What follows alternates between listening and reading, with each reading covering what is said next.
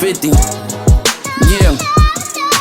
It's 50 shades of life. Let's talk about your type. Are your pockets feeling light? Does your man treat you right? Is your sex game lame? Are you searching for some fame? Hey yo, cuz, let's talk about it. Sex, health, music, wealth, truth and self. I knew myself. Boy, you better not lose yourself. But let me mind my own black business. Running up these digits, fresher than them dishes. Tell your grant your wishes. I'm a tarot reading witness. Yeah. 5-0. Yeah, 50. Welcome to 50 Shades of Life. What's up, you guys? We are on couple 3 here on 50 Shades of Life for the special Valentine's Day, February 14th. It is Wednesday, not Thursday. As we've stated before, we normally drop every other week on Thursday, late nights around 9 o'clock Eastern Standard Time. But again, this is a very special one. So we've heard from 2 couples. So now here we are into the 3rd couple, which is another unique situation that we want to definitely dive into, because there's a lot of people nowadays who have walked into the scene. And I want you guys to really pay attention to what this couple is going to bring to the table, because I have a feeling that this conversation is going to be an interesting one. So we have Tim and Jakki, who are our 3rd couple. So I want you guys to kind of tell us, like, first of all, like, how you guys met and like, how did that connection go? And also the first thing I actually want you to tell me is, how long have you guys been married? This coming August, it'll be 34 years. 34 years. Okay. That means you guys need to pay attention. If you are 1 to 20 years, I'm going to need you to pay attention to what's being said here. So again, so tell us, how is it that you guys met? Actually, a coworker, friend of mine, asked me if I was dating anyone, and I told him no. And she said that there was a friend of hers that had a friend, and they wanted him to meet someone, and she wanted to know if I was interested, and I said sure, give him my number.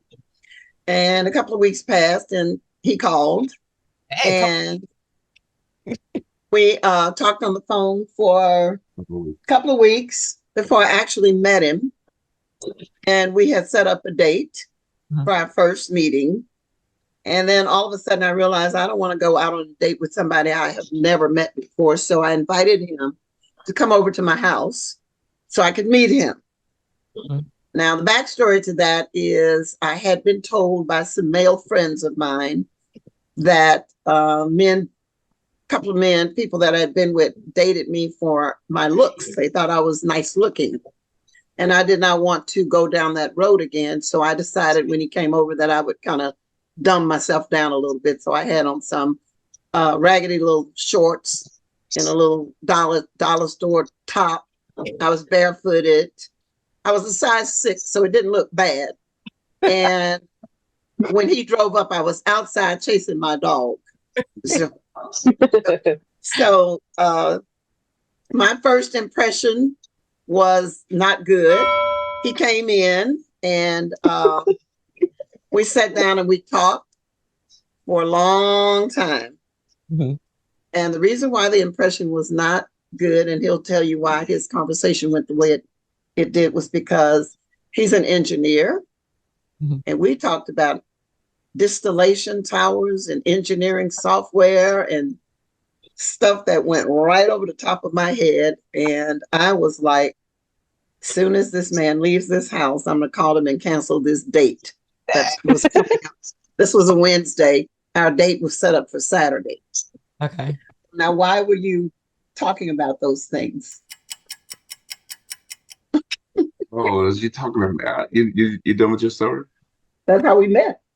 It's my turn. He said my turn. Okay. So everybody understands, this is our aunt, first of all, and our uncle.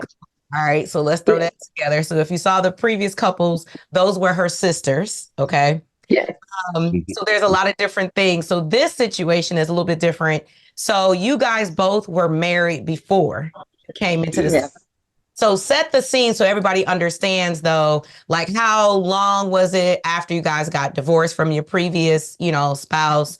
And about how old were you so that the audience understands like what happened and why you chose this route with having somebody come to your house first. We had been divorced and moved from up north 5-6 years. Mm-hmm. By the time I met Tim, and Tim had been divorced about 11 years. Okay. When we met, I had 3 children from my previous relationships, and he had 1. So we were already in a family way, per se, when we met each other. Gotcha. I had been through some trying times in my first relationship, so I was very leery of what I was going to be willing to deal with in another relationship. Right. Which is why I wanted to meet him first before we went anywhere so that I could determine whether or not this was even viable. Gotcha. If he was worth the date. Yes. Right. And Uncle Tim, I want to know, why did it take 2 weeks for you to make that call? Right. You don't call anybody right off. You make them wake a little bit. You want to make sure. But no, seriously, I probably was busy. Part of it, I was working, traveling a lot, all that. But I always, in my 11 years of dating, my experience has shown that you need to not seem like you're anxious, yeah. So, but my version of how we met his version is not that much different than hers, except we did talk for about at least 2 weeks, and we talked continuously on the phone. I mean, a couple times we talked like literally all day just for bathroom breaks. We didn't even stop to eat. I don't even know what we talked about all that time, but we talked and talked and talked. So when we finally met, we pretty much, knew a lot about each other, felt fairly comfortable. And she is correct. When I saw her, when I drove up, she was walking outside, walking a dog, ugliest dog I've ever seen.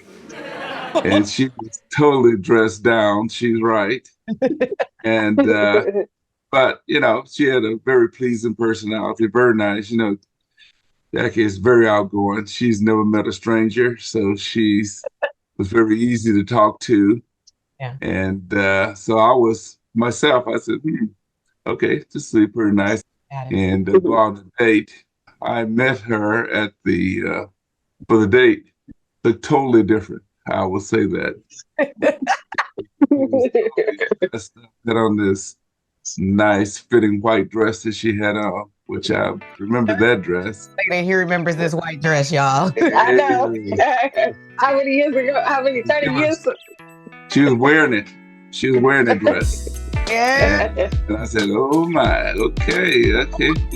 We got men are visual, so we, Yeah. All right, that's the first thing. Personality, but you need something to go with that. Wait, hold on. I want to ask this question. I'm going to try to stir up something. Hold on. Okay. Some people, and I know that even some of my girlfriends are hesitant for someone to know where they live, right? So what made you feel comfortable enough to allow him to come to your house instead of like meeting this guy? You had talked to him on the phone, it was 2 weeks, but it may have felt like more like 4 weeks by the amount of time that you guys were probably talking. But what made you feel comfortable enough being a single mom to allow him to come to your house instead of somewhere else? I think the era that we were dating, we didn't have all of what people are having to deal with in today's world. We didn't have a lot of scare stuff going on, carjacking and people shooting people and whatnot. So it never really occurred to me, since he was someone that someone else knew, that I would have to be concerned about my safety. Okay. Mm-hmm. And he was the only person that ever came to my house. So I don't recall having any fear or second guessing having him come to the house for two reasons. Probably because he was referred to me by somebody that I knew. Yeah. And also because we had talked on the phone long enough for me to be somewhat comfortable with him. Smooth conversation is what did it. Yeah. And The smooth conversation. the night that I met him, when he came to my house, when he got ready to leave, I was really going to cancel our date because I was not impressed. I was just not. There's certain things on a man I like to look at. I like their shoes, and I like, a well-dressed man, well-manicured man. And some of the things that were visible were not things that I was not my taste. He was well-dressed, but it was not my taste. Gotcha. So he got ready to leave. I was like, soon as this man leaves, I'm gonna call him tomorrow and I'm gonna cancel this date. I am not going anywhere. He doesn't like to talk about this, but when he first walked up, I noticed he had real big glasses on and he had a receding hairline. And we were in our early 40s, like 40, just turned 40, 41. Might not have even been 41. So I was relatively young and I'm not looking for a half bald-headed man. So I was, this is not what I'm looking for. No, not half bald-headed, but it was receding. And so, but I like the bald head right now. So, but anyway, I was not going to see him again for many reasons. No, I said, Uncle Tim, she wasn't ready. That's what that was. She wasn't ready. I love the fact that he was tall, though, because I like wearing stilettos. And I could put my stilettos on and still be looking up to him. So I love the fact that he was tall. Pretty easy on the eyes because he had dimples, and I love dimples. And so I was like, okay, well.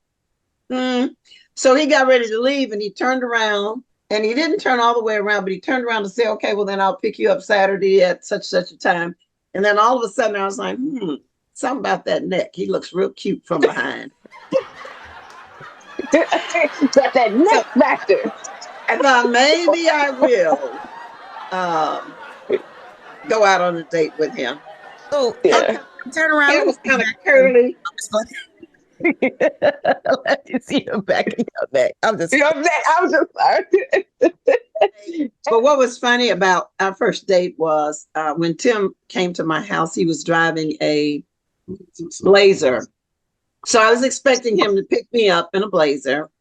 He was expecting me to look probably down, so I dressed up very nicely. When he opened up the door, he literally did one of these.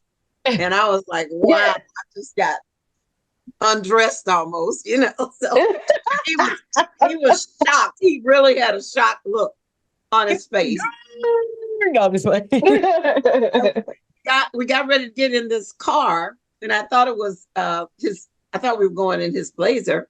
And we got in this big old huge car that I had never seen before. And when I sat down in it, y'all know Imogene Coca, the lady that sits in the big rocking chair and she's really little. She's a comedian.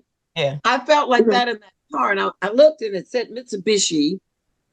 And I was like, I've never seen a Mitsubishi look like this. And so he went around and he got in the car.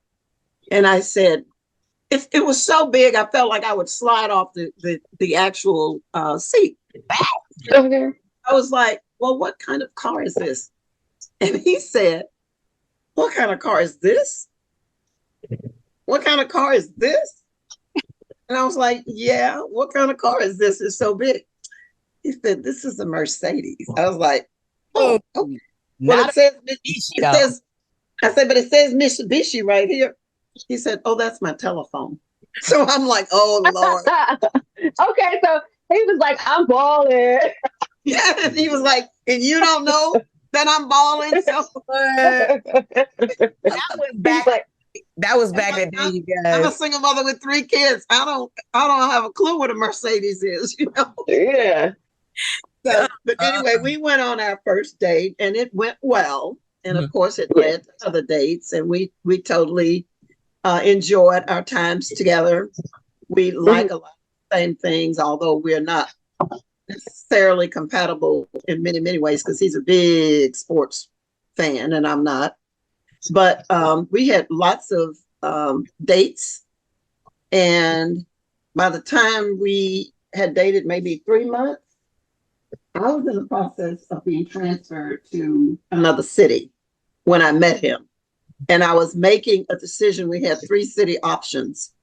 One had snow, one had an ex-boyfriend, and the other one was killing little black boys. And so I had 2 little boys, and I was concerned about the serial killer that was killing these little black boys. So I was hesitant to put in my transfer. So when I discussed it with him, he said, well, we can't date if you're not here. And so I'm like, okay, but I got a house, a car, and 3 children. Right. I got to go where my job is. And he made the comment, well, we're going to probably be together. And I'm like, okay, well, I don't really know what that means, but you know, I got to take care of my family. So he did something that made me realize that he was actually thinking about being long-term. He went and bought another car. Wow. And he already had 2 cars. And so I was like, why are you buying this big, huge? He bought a Ford Bronco because he wanted to make sure that all of us can fit in one car together. So I thought, oh, he's thinking down the line, long-term here. So we had probably doing about October, huh? We met in June, and I think I have it recorded in October. We decided that we were going to get married. Wow. And I got my engagement ring. We decided we didn't get engaged. We decided, and then we got engaged on my birthday in March the following year. I got my ring. Wow. But we had made the commitment. Wow. So tell us a little bit about how that happened. So Uncle Tim, what made you decide like, okay, you know, I already went through one marriage. I have a child. Yep, I think this is the one. So what was it about Auntie Jakki that made you feel like I want to commit to her and take on these responsibilities of these 3 additional children?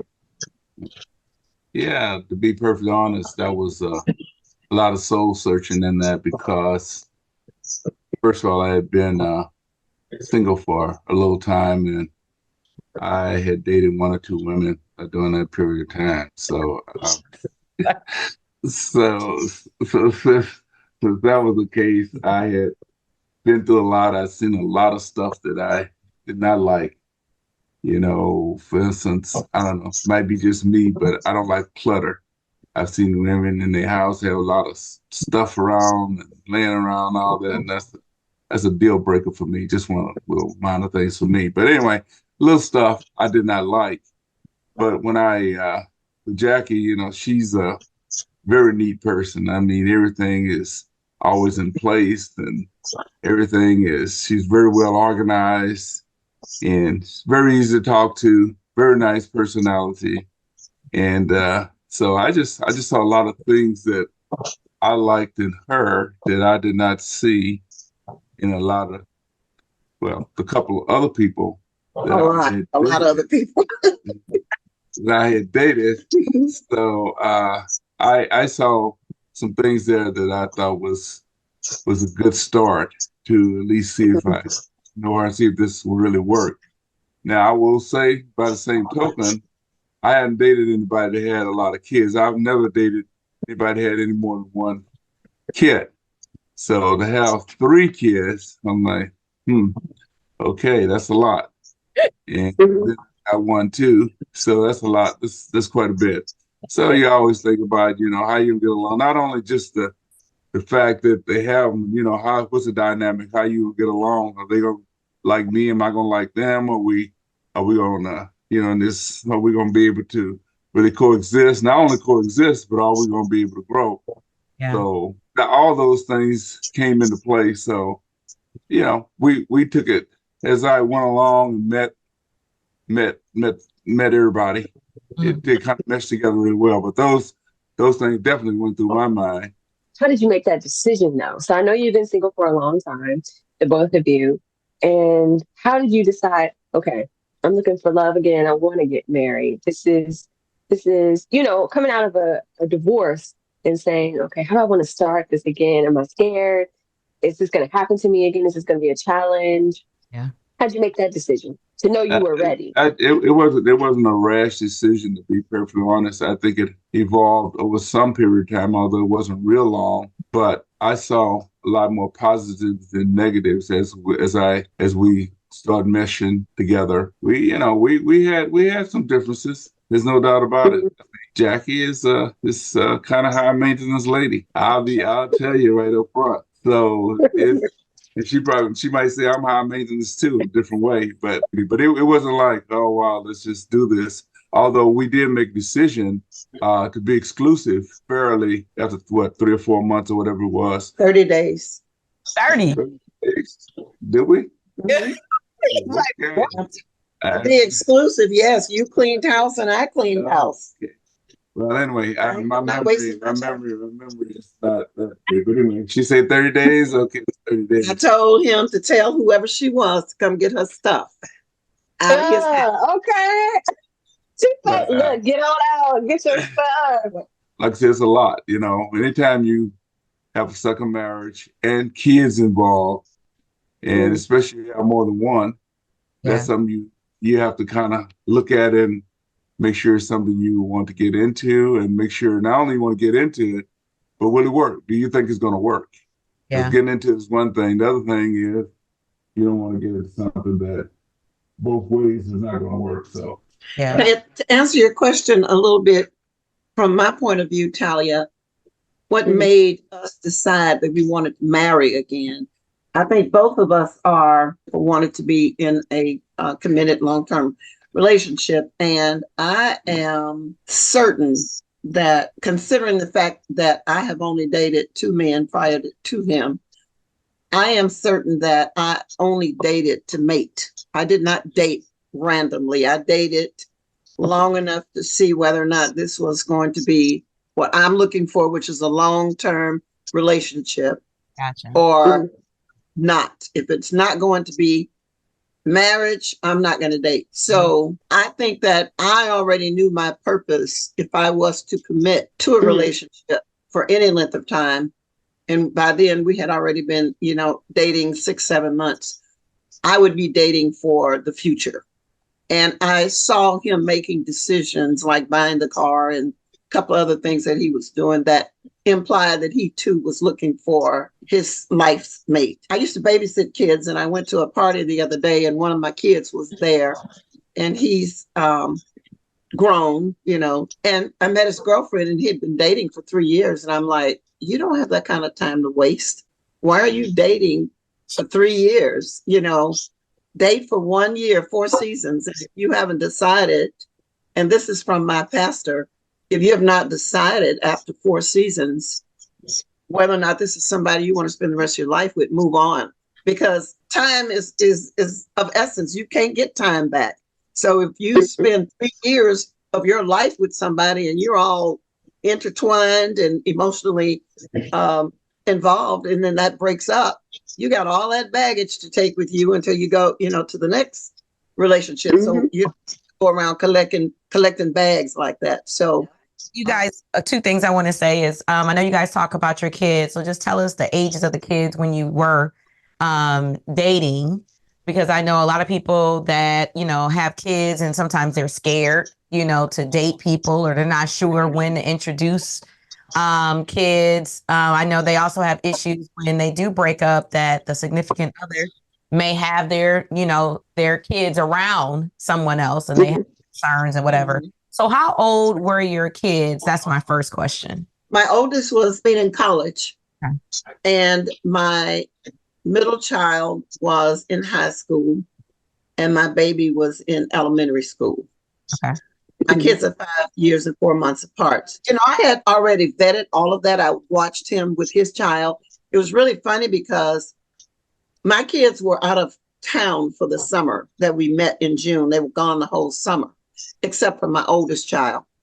And we got a chance to get to know each other, and I got a chance to meet his child without my kids being in the midst. So I got a chance to know him a lot. He was an only child most of his life. He was in the 9th grade when I met my husband, but he had a little 2-year-old little brother that I guess changed his only child status, but he still had some only child behaviors, whereas my kids were a unit. You know, it was 3 of them. They were used to sharing and hanging out with each other and loving up on each other. And I just had some real tough standards when it came to how they treated each other and stuff. It was really strange when we met his son. I don't know why. And to this day, we still get along like this. He was so comfortable with me that he asked his dad, could he stay at my house? Really? Wow. Right there. And he did. He and I are very close. Yeah. So it was my point to make him feel like he was just as important to me as my kids were.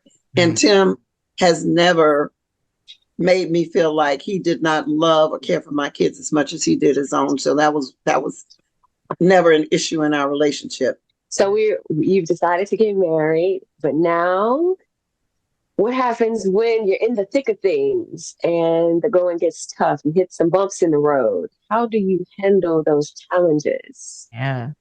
We fight through it. Go get your boxing gloves, and you go get your boxing glove. No, I'm just playing. We fight through it. We went to pre-marriage counseling before we got married. My pastor required 6 weeks of that, didn't he? And we found a lot of things that we needed to iron out. One of them was Tim's ex-wife was an issue. My ex-husband was not an issue, but my ex-husband was extremely connected to his children, and I wasn't going to change that. So Tim needed to know that we were a package deal, which included my ex-husband, because he spends his time in my house when he comes to visit his children. That wasn't an issue for Tim, but his ex-wife did not want him to be with anybody else, even though they had been divorced. For 11 years, she had a major problem with him getting serious with somebody, and I could never understand what is wrong with her, you know, and you wanted him back. You had 11 years to get him back. You know, why didn't you do that? But for whatever reason, she tried everything you can name to create a problem. But I am not the kind of person that dumbs down from that type of behavior. It's kind of like what Michelle Obama says, when people go low, I go higher. I'm like, I don't know what your problem is, but when we went to counseling, one of the things that was discussed is that Tim was accustomed to doing for his child. He was accustomed to whatever she decided she wanted, she would get it through her child. It was during the holidays, and she wanted Tim to come and go with her to pick a Christmas tree out for his son, who was in high school. But she also had a 2-year-old by another man. And Tim was about to break his date with me to go and do it, because he was accustomed to kind of doing whatever she needed him to do or wanted him to do. On another occasion, her car broke down and she wanted him to come downtown and pick her up. But she has 3 sisters that live here. So I'm like, so we discussed it with my pastor at the time, and said, you have to decide whether you're going to live in the past with your ex-wife or whether you're going to live in the future with your engaged spouse. Right. And Tim clicked just like that. And we didn't have any more issues with him feeling like she came first because of the child. So one of the things that I was concerned about was blending. We are trying to blend a family that is already, I had my own house, my own car, my own children, my own job, my own everything. His own 2 or 3 houses and child and 2 or 3 cars and whatnot. He's used to doing things one way and I'm used to doing things another way. Right. And so putting that together was work. It was a lot of work. It was hard work. And it took us 3 or 4 different counselors, marriage counselors, after we got married, we went into, different marriage counseling sessions, because what we discovered is that Tim and I communicate differently. Tim is what they call a global communicator. Most of his responses are general, Oh, okay. and I'm very on point. Yeah. I've done some research and I have all the facts, and now we're going to talk about it. The counselor told us, they kicked us out, as a matter of fact. He said, y'all love each other, ain't nobody cheating, y'all need to go home and work on figure it out, because I didn't know his language. I'm a talker and I'm trying to discuss what's going on, and we would get into a shouting match or whatnot. And I'm the type of person is, let's fight till we finish. He's the type of person, I'm sleepy, I'm going to bed right in the middle of it, and I'll pick this up again tomorrow. And I'm like, no, you can't do that. Bible says don't go to bed and all that kind of stuff. Mm-hmm. So I learned the best way to communicate about a conflict. I learned to write notes. I call them Hey Tims. And I just explain. And I was also taught to not say you did this and you did that, or I. I was taught to say it made me feel this way. This happened.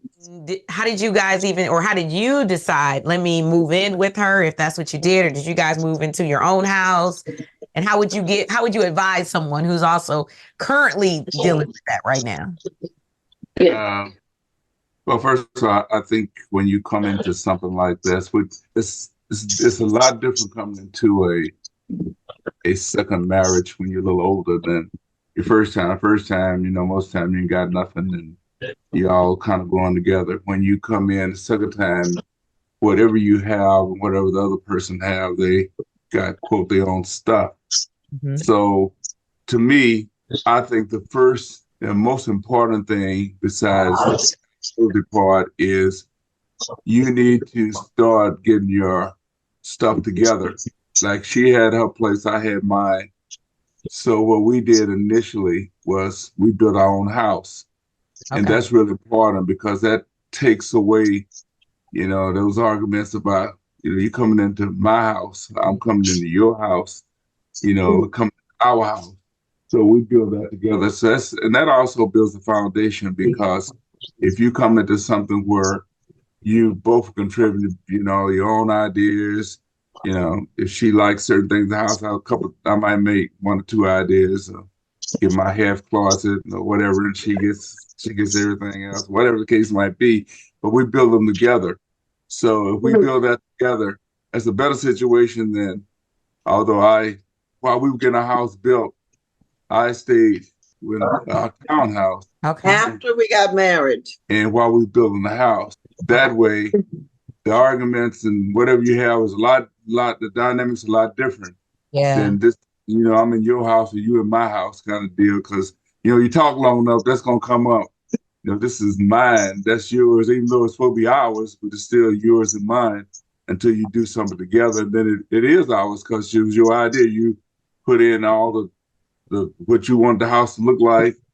I made a couple of comments, like I said, and you're building that bond together. So to me, that's the most important thing, is try to do everything, build everything from scratch together, even though it's some growing pains, because you can imagine that if we been single that long, she didn't develop all this stuff over here, not about just stuff. I'm talking about emotional stuff, kids, I've raised so far this way. I come in there and I don't agree with exactly what she's done. And she said, well, wait a minute, you got to step in line, because I got this together. I've been doing this for X years, and I know how to do this, and it's working. Right. I come in and say, it might be working, but maybe you ought to think about this and this. And none of she would say, no, you need to step in line, basically. And I said, wait a minute, let's step in line. You're not going to do that. You drop your egos and pride and all that stuff. It's not easy when you are 40 years old. Yeah, fully grown. Yeah. Your own way. It's tough. It takes a lot of praying and a lot of work and a lot of stuff to make that work. To be perfectly honest, it's not easy to do that, especially. So, Uncle Tim, so I know we heard Auntie Jackie's story about what she was looking for in her purpose of dating and a type of person or whatever. How important was it for you to find someone who had a job and, had everything in line, or was that not important? And were you looking with a purpose to get married again? Well, to be perfectly honest, dating, I was not like just trying to find somebody to get married. But if I found someone that I thought was compatible and had potential, I would definitely follow up with that. And matter of fact, I've seen some very nice looking women, but when you start talking to them, you're like, okay, well, this is not going anywhere because the conversation is not going anywhere. So to have both is very important. But not only that, I think compatibility in things that you like. To me, being on the same page, religion wise, I wouldn't date somebody that's atheist. I wouldn't date anybody that had different morals, views than I would have, because I've been down that road too. And I could see that wasn't going to work for me in the long run.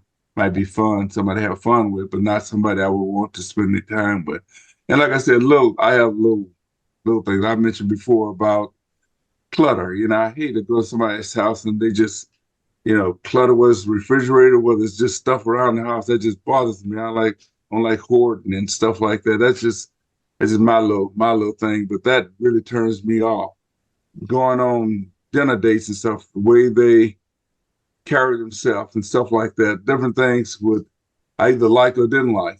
And it might be the same thing with the other side too. So, I mean, I think the real deal breakers to me though is I gotta feel that we can talk. We can talk to each other. We can really talk and have a decent, intelligent conversation. We're on the same page about kids, what kids, where they're gonna go, how they're gonna be raised and all that kind of stuff, things like that. Because long run, that's gonna be problems if you don't do that. When you're together, you said you spoke, you're in your 40s. So, you already, both of you have been working, saving your money or whatever, however you were handling your business financially. How do you get into two grown people having to combine those things? And how do you have those conversations? And is it like in my house, it was always everybody pouring it into one pot. And, they did have their individual accounts. But so is it we're going to have the family money and then everybody has their, their own money for themselves that they're spending? What is it? What's the best way that you think can make things flow smoothly? I'll say, and what kind of conversations should you have ahead of time that would, kind of prevent any conflict from coming up or a lot of conflict? He asked y'all about 19 questions in 30 I know. I'll tell you my opinion, Jack, that verse, but to me, it's important that the majority of what you have is in one pot. I think you have to be on one page in terms of where that money is going and how is it going to be spent. That doesn't mean that you can't have your own little account somewhere else, but I think the majority of the money, as far as household and all things go on, I think that needs to be determined or be decided that everybody's on the same page with that personally.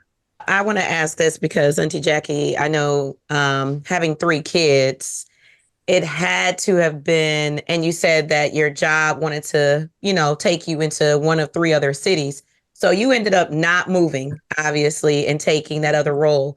So did you end up not working? And so, that would have been a whole situation for me. I would have been like, oh no, I got to go work at Walgreens or somewhere or something just in case. I would love for somebody to say, you're good. We were building a brand new house and that house was not going to be ready after we got married for 2 months. Both of us were working. We had made a decision that he made a decision, work as long as you have a job You Okay. don't have a job, don't worry about it. Gotcha. Okay. So the job that I had was with the phone company, and I had never worked anywhere else. That was my first and only job. By the time I got laid off or involuntarily separated, I had been there for 20 years. Oh, wow. So it was my one and only job. I didn't have anything like a resume. But when he said don't have a job, that meant don't put in the request to be transferred. Yeah. So what ended up happening is we got married in August and I got laid off in October.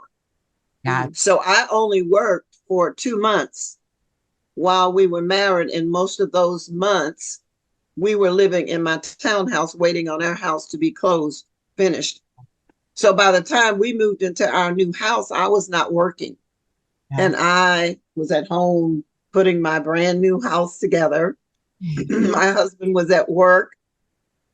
My kids were at school, and I was in hog heaven because I am not a career-minded woman. I am not somebody who wants a career or wanted a career. I'm more of a homemaker.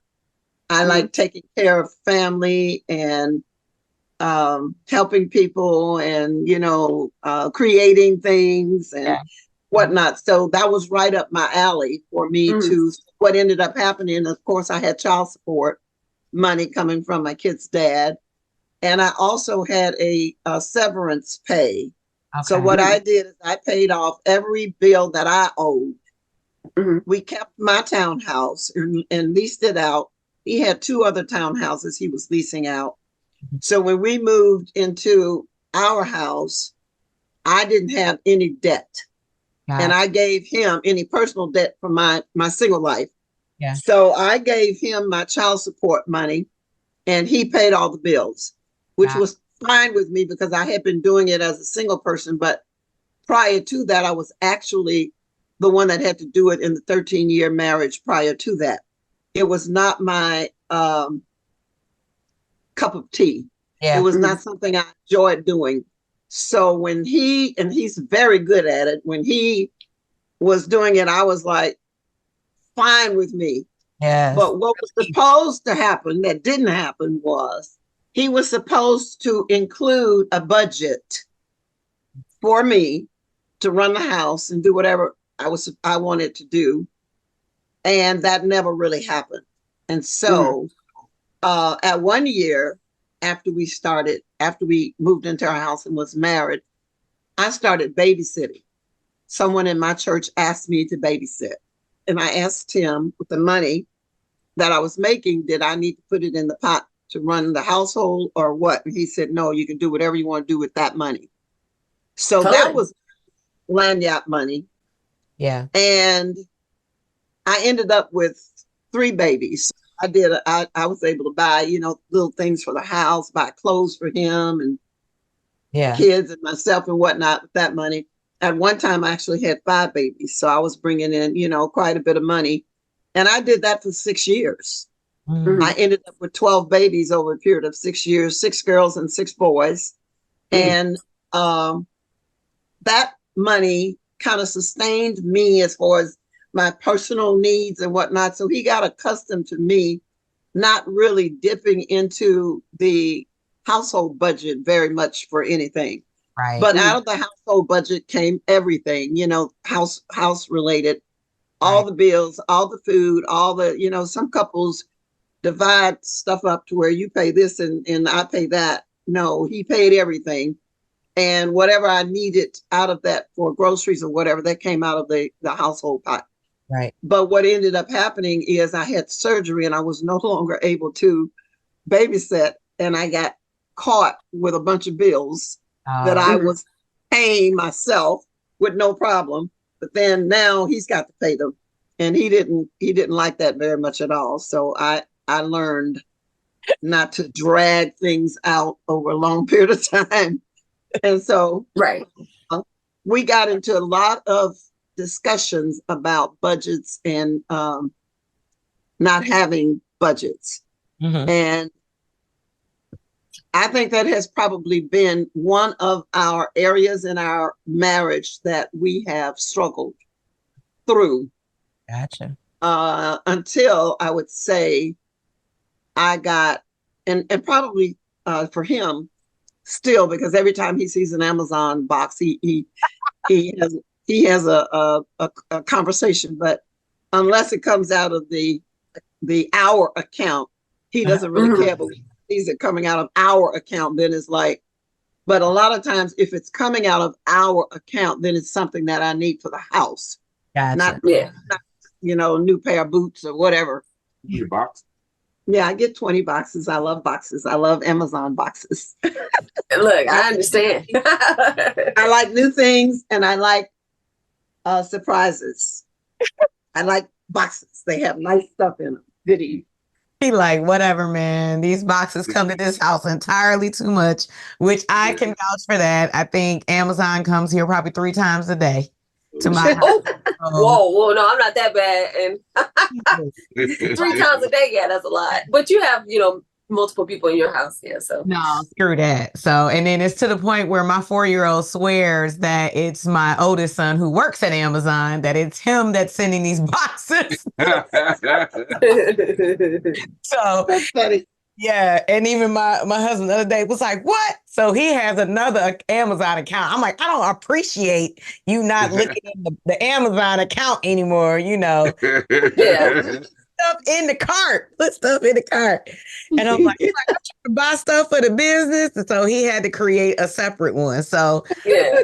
Amazon has a severe addiction to, I think we all have addictions. Yes, it's so nice to just be able to order something. Oops, there it is. Yes. The thing between the difference between Tim and I, Talia, my husband is similar to your dad in that if he does not need to spend $1, he is not going to spend it.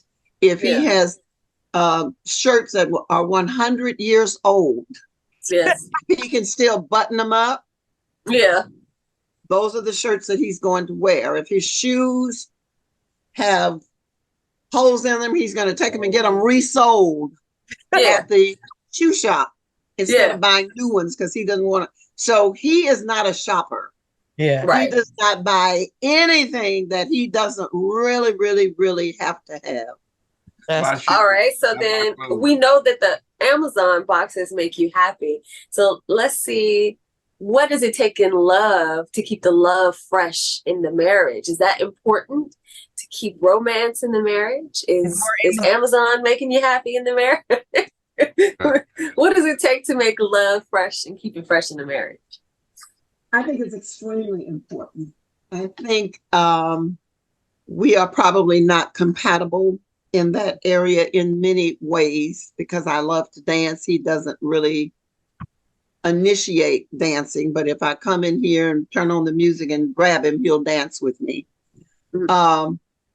We used to date up until probably COVID. We used to go on a date once a week, and that was our time together. Our kids have been gone for a while, so we've had the freedom to do whatever we want to do whenever we want to do it, whatnot. But I think that as we grow older, and my husband has a lot of physical limitations. He has a real bad back. He's had 2 knee replacements, and so physically speaking, he may be limited in some areas when it comes to like walking. I like to walk. And he can't walk because he has, something wrong with his ankle or foot or knee or whatever. Right. But we can bike together. But when we bike together, he's got these big old thighs. So he goes, a lot faster than I do. So that's not really a together thing. So we watch movies together on Friday nights. He'll watch my Tyler Perry shows with me. I do not watch sports with him. He is a huge sports fanatic.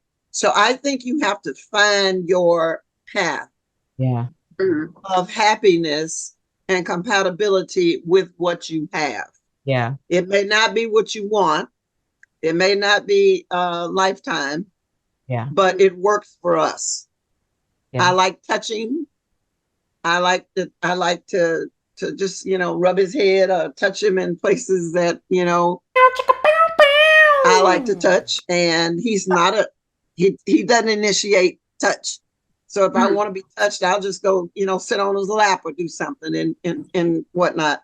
So I think that we are probably not compatible when it comes to physical touch, maybe, or whatever. I love But languages and ways that yeah, you. our love language is different. Yeah. When we first got married, we have an argument. He'd go buy some expensive jewelry. That's what he was accustomed to doing in his other marriage. And I got upset with him. I'm like, you can't buy me.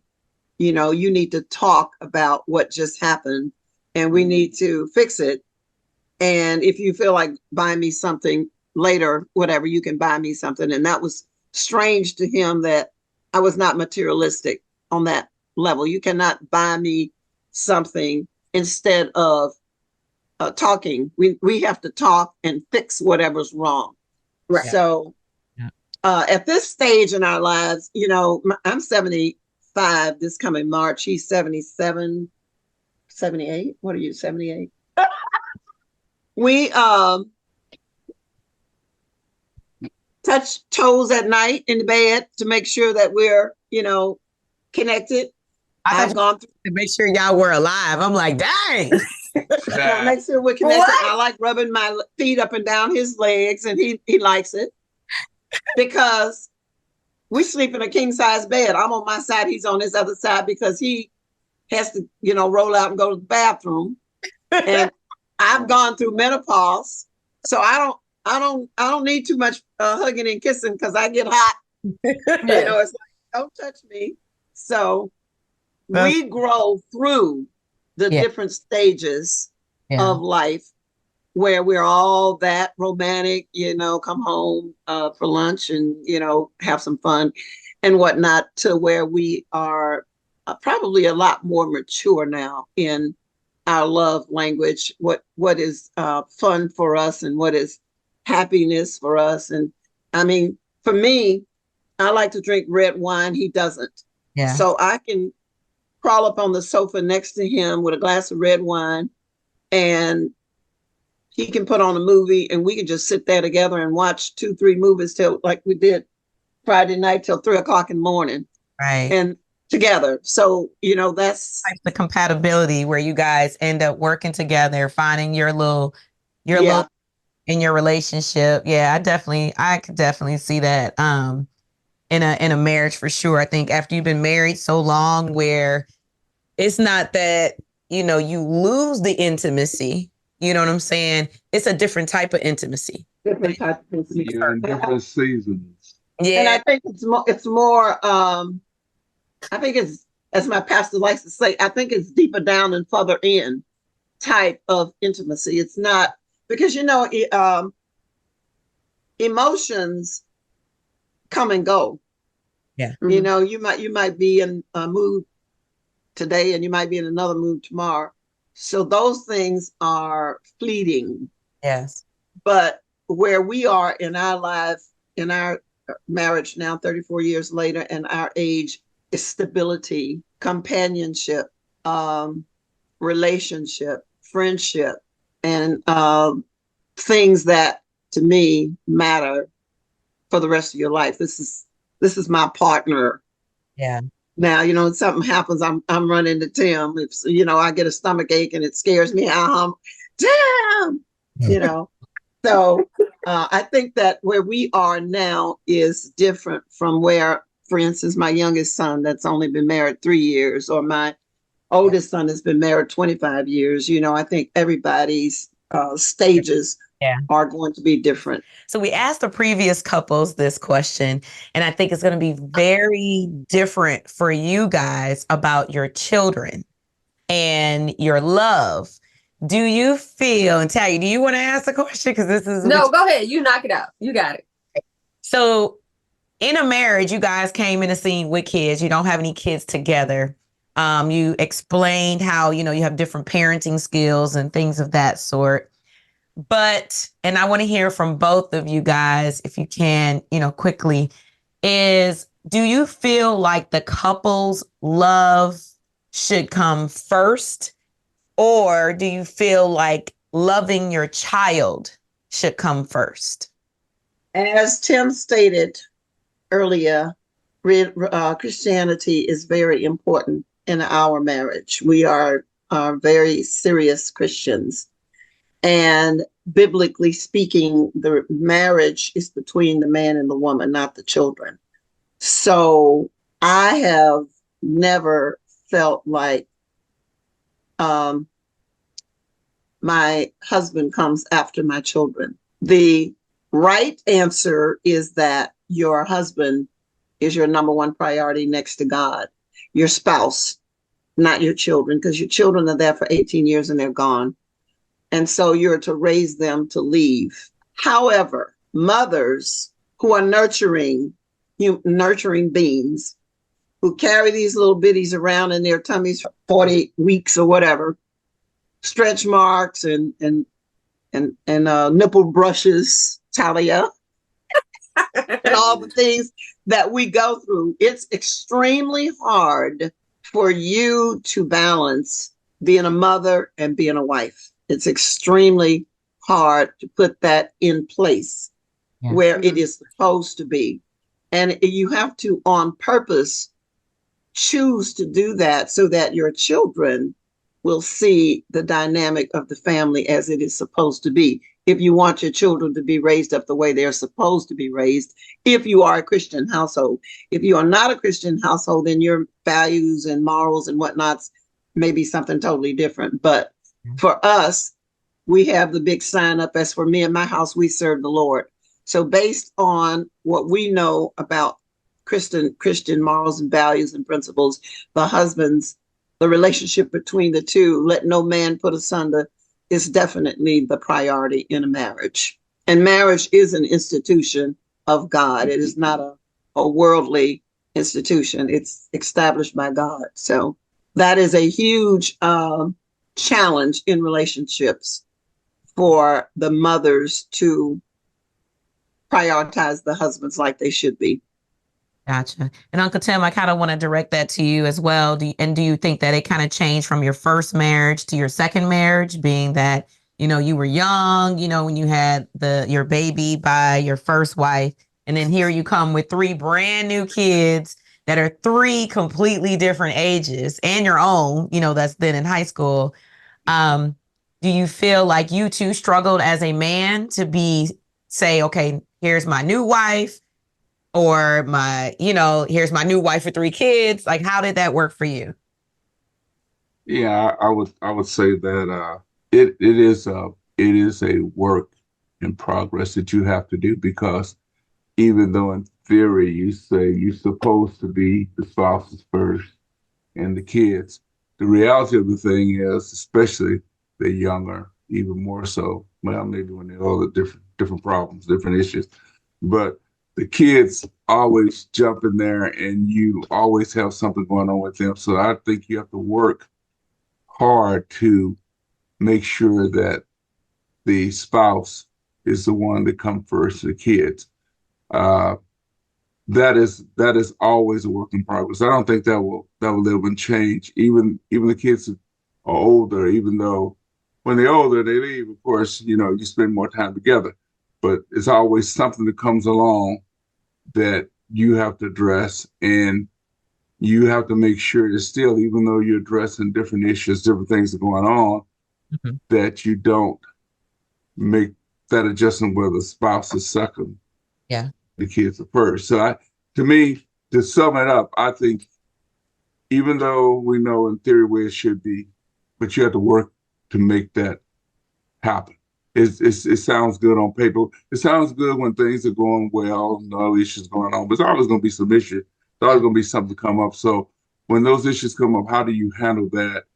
And how does that priority change, or does it change? How do you balance those two?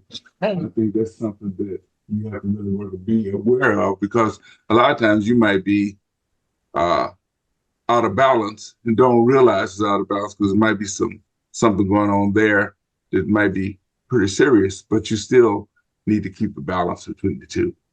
I just want to share something with you that might be beneficial for couples. We went on a church retreat, and it was about years ago. and it was about a married couple was going to minister to the crew.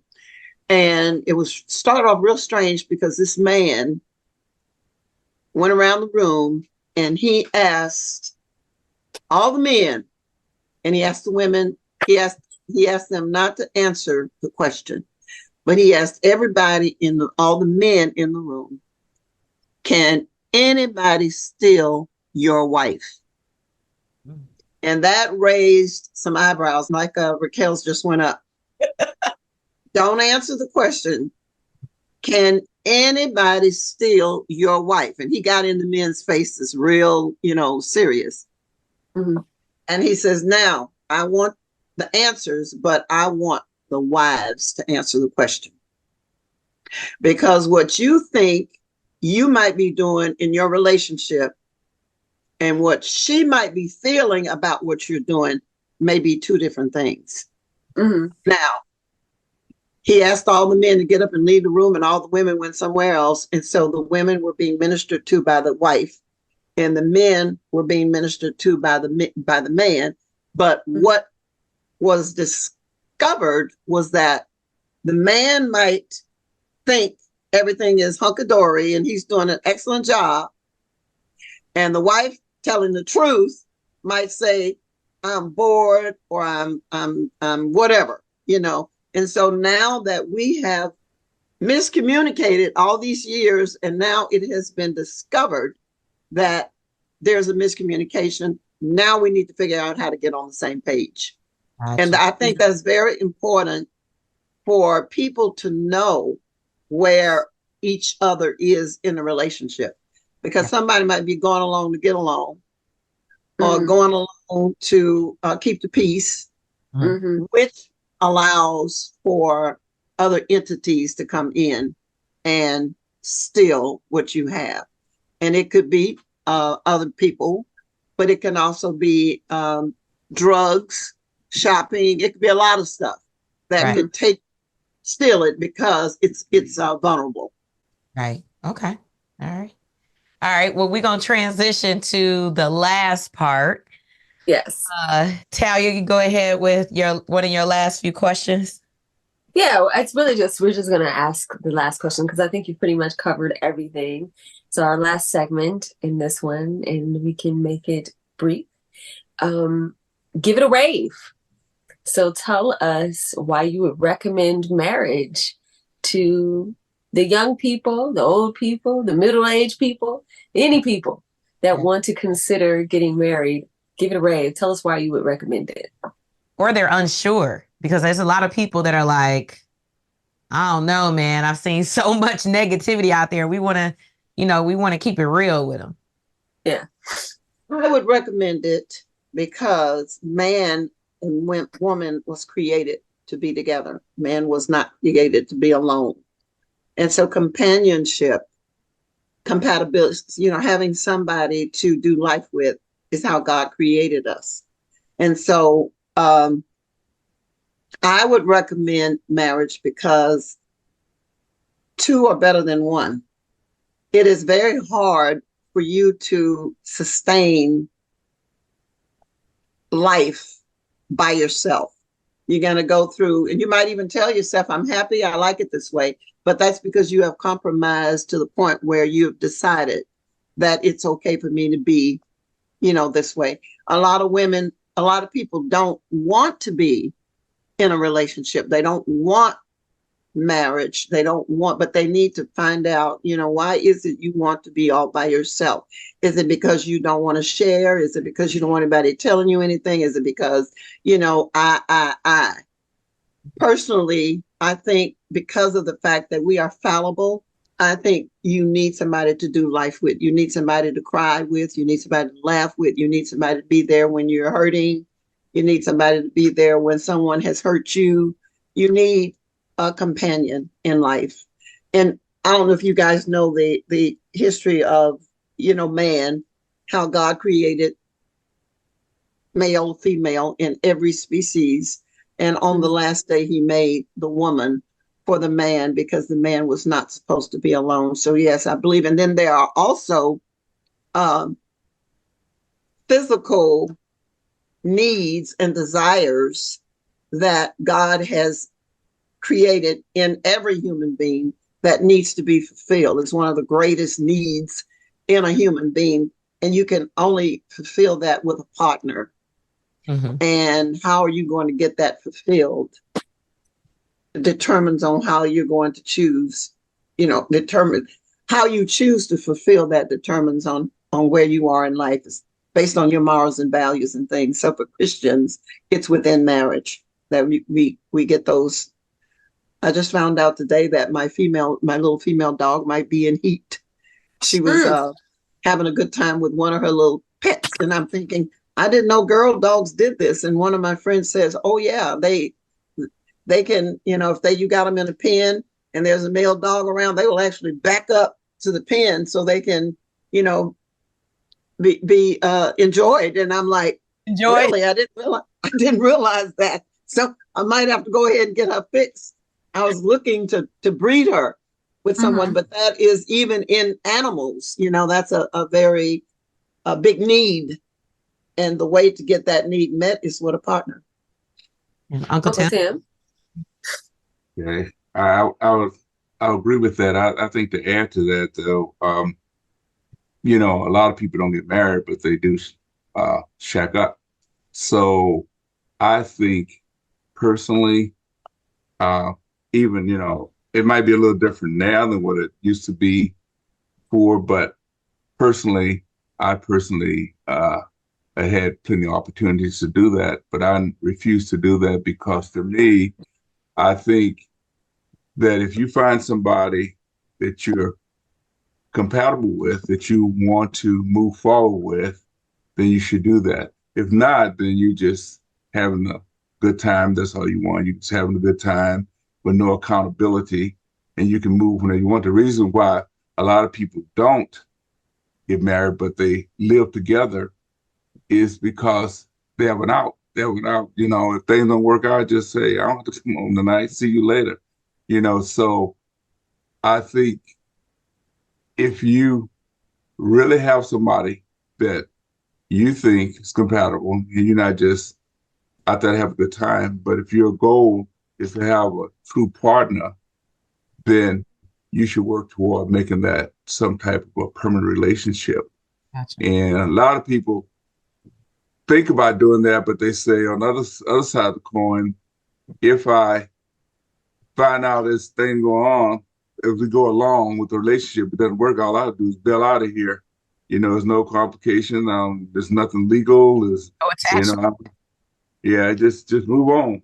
Mm-hmm. So, that's where the rubber hit the road. A lot of, and men, to be perfectly honest, we as men, it's hard to make commitments. We don't like to make those commitments. It's a lot more fun just to, to hit and go. To be perfectly honest, you don't have to. You have to, go on to the next one, or you can have 2 or 3 at the same time, whatever, if that's what you want. If you want to do, I've been down that road of being single, what that's like. But I think at some point in time, I think everybody wants somebody that they're compatible with. They can find that person. A lot of times you find out either it's something you don't like, or maybe they're doing some whatever.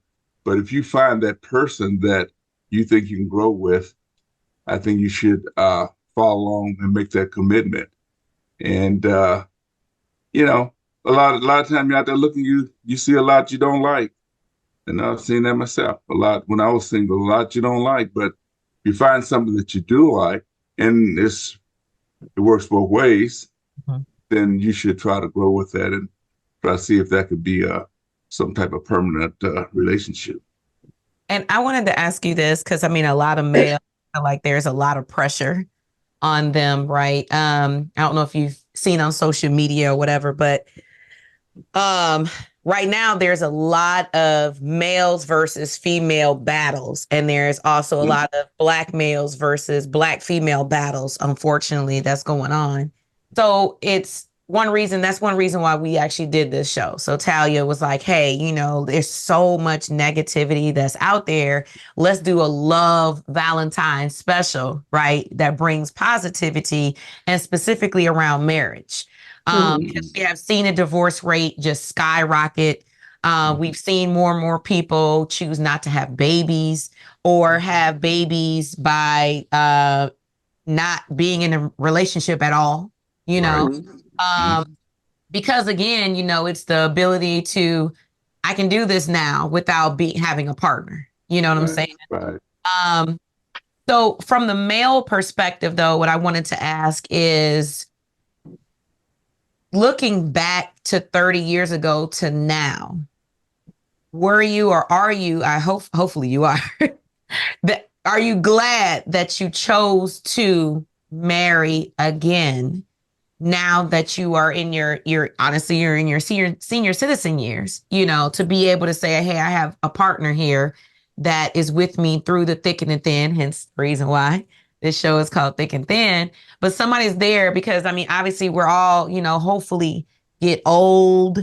You have emotional moments, you have physical moments, you have spiritual moments, Are you glad that you made that decision? And how do you feel about, an individual who is a male, he's scared to get married? I mean, kind of talk to the men today, our folks that are listening today, and they're around 25 to 55, 60 that seem to be watching this. If you could talk to them today and to yourself 30 years ago, would you do it again as well? Yeah, I think I would. I think the thing is, though, everybody needs to be true to themselves. I mean, you go to different stages in life. I mean, when you're younger, you might be out there playing and don't really care, per se. Even somebody that you think that you're really compatible with, you can say, well, she's, I can find 2 or 3 of those. I don't have to deal with just one.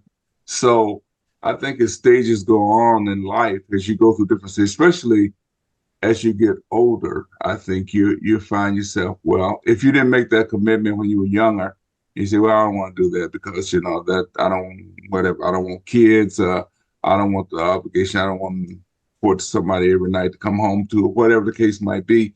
But I think as you get older, you look at things differently. It's called almost like you start looking at memories, you look at pictures, you look at companionship, you look at different things. I think Jackie said before, the humans are made to want companionship. I mean, I don't care. You can say what you want to say. A woman or man can say, I don't want nobody, I don't need nobody. I think everybody wants companionship if it's the right person. Now, the thing is, what is the right person? That depends on that individual. But I think everybody wants to be with somebody that they're comfortable with, somebody they can grow with, or somebody they can talk to, they can have intelligent conversations, they can be intimate with, they can be whatever. Everybody, I think that's a human need. So I think in spite of what people say, women say I can have a baby, I can go to sperm bank, I can do whatever, I don't need no man or whatever. A man say, I don't need just one woman, I can go out there and play and do it. But at some point in time, you're going to find out that, okay, I can do all this stuff. But as I get older, you find out how important is that stuff. It's, it's fun, but it's sometimes the fun has to be, okay, do I just want to have fun? Or do I want to have somebody with that I can depend on, somebody I can talk to, somebody that has my back, somebody that can be whatever that I need. I think everybody wants that, and everybody don't find it. I mean, you have some people who never got married or got married and never got married again, whatever. Maybe they didn't find that particular person, but I think in spite of what happens, I think everybody's still searching for that. And if they find that, if they think they find that, then they will go with it. Yeah. But if they don't, then they won't. But I think that's a human need. Everybody wants to be wanted and be happy with somebody. Gotcha. Okay. All right. Talia, any more questions? No, I think that's a wrap. All right.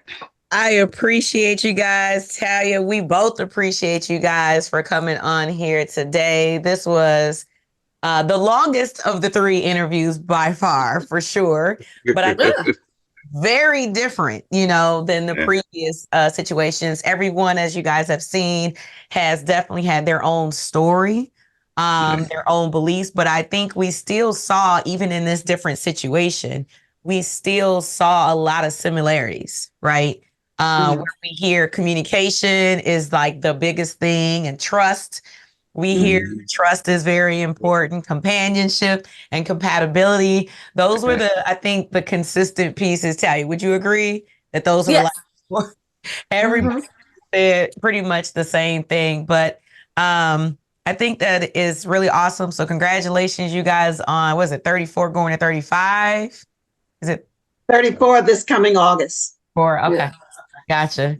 So been together for a long, long time. We definitely had fun at that wedding we were in. And it was my first time I ever had nails on, and I was like, what am I saying?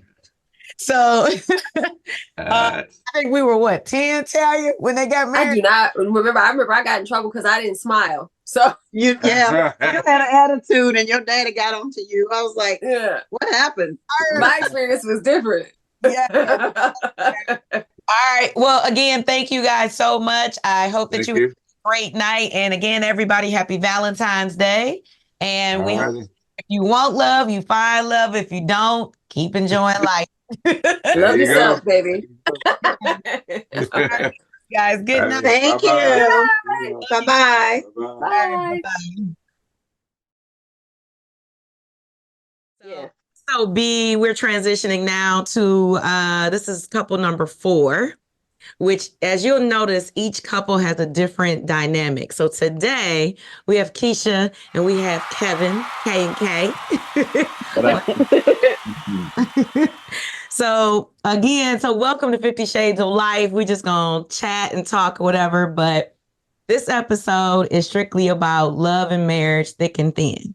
Each one of the couples that we have talked to have different dynamics, how they met, what they've been through or whatever, which we don't go too detailed into that, right?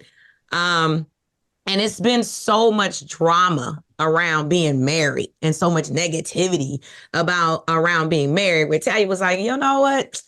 Let's talk about some of the positives. You know what I'm saying? Let's talk about how, whether this is your first marriage, this is your second marriage, like what's dope about it, you know? So that's why we're here. But we want to hear and we want to talk to you guys about your dynamic. So the first question is, and again, we're just going to have a conversation, is how did you guys meet? And also, how long have you been married as of today? Oh, years ago. So I want to say the original time that we met, I want to say 2008-ish, 9. I'm not good with numbers. That's Give or take, somewhere around there. We met, ironically, at a club that I thought I would never talk to a guy at a club. We met there, kind of talked a little bit here and there, fell off a little. You at the club? Is that what happened? Is he was trying to holler at you? Yeah, but we really didn't talk there. No. What? I don't understand what is happening. No, we didn't. It was just we were off We and on. talked like a couple days later or something. We met up, but it was just, it made me think about the dentist, but I'm not going to talk about that. You could actually. No, okay, because here's the thing. Because I never even okay, thought go we were ahead. going to talk about this. You better tell the story. Go ahead. So, long story short, he called me, and I never talked to guys that I've ever met at a club. I forgot about that. And that's why I was like, I never thought about that. And so he called me. He was at the dentist, and he had some dental work done. And he was all doped up and all this stuff. And he asked me for a ride home. And I was like, what? Yeah. So he asked me for, I don't know if I ever even told you this, Raquel. And so he asked me for a ride home. And I was like, it was really weird, but I don't know why. I said, okay. And I think I was doing something with my family. And I remember I was like, I got to go, you guys. I got to go do something and handle some business. And I literally went and picked him up from the dental office in the parking lot. And he was like high as hell off these drugs. They gave way way too So I much. picked him up, Yeah. took him home, Uh-huh. and long story short, we talked a little bit here and there after that. And then we were just like on and off over years. Talked a little bit, stopped talking, talked a little bit, and here we are. Yeah. But it was just funny that I never talked to anybody in the club, and I just randomly was like, yeah, sure, I'll come pick you up. What? I never knew that. Yeah. Yeah. Yeah. They dope. Well, Yeah. I was getting some dental work done, and I don't know, the lady was, I don't know if she was new or what. She doped me up. She like shot me in the mouth like 3-4 times. Put the gas on me. I was Were you gonna super cold or high as something? a kite. I don't remember. I was high as a kite, and I was crying like crazy for literally no reason. Like, and I mean, no reason. I couldn't move. I couldn't breathe. I was just He sitting in was the there car for crying. I'm sitting in the hours, parking lot. I'm just crying getting like it, trying crazy to in the get it parking cold. lot. My shirt's all wet. What? What's going on? Yeah. Yeah. What? Yes. And so we have this Yeah. inside joke. Yeah. So the place, which is funny, the place is downtown. So, you know, we're always downtown. So we laugh. And now when you go down there, you will have this joke too. And so the place of the dental is on Jefferson, and it's called Gentle Dental. And I laugh because they tried pulling his tooth for like 3 hours. Yeah. And it's called Gentle Dental. So even the kids, It's gentle. and we laugh like, And it ain't nothing gentle about it. gentle about this Right place. So across from even the the rim. kids will laugh when they go past it. And every time they see it, they're like, Gentle Dental. Yeah. So now it's an inside joke that's outside now. So everybody knows. Yeah. So That's Wow. It's weird. It sounds weird, but it was like, seriously, I just had nobody. I don't know. I'm like, what made you call me? I have no idea why I even called her. I just don't know why. I called her and asked her to come down there. And that was. And I don't know why I said yes, because I literally don't even remember talking to him that night at the club.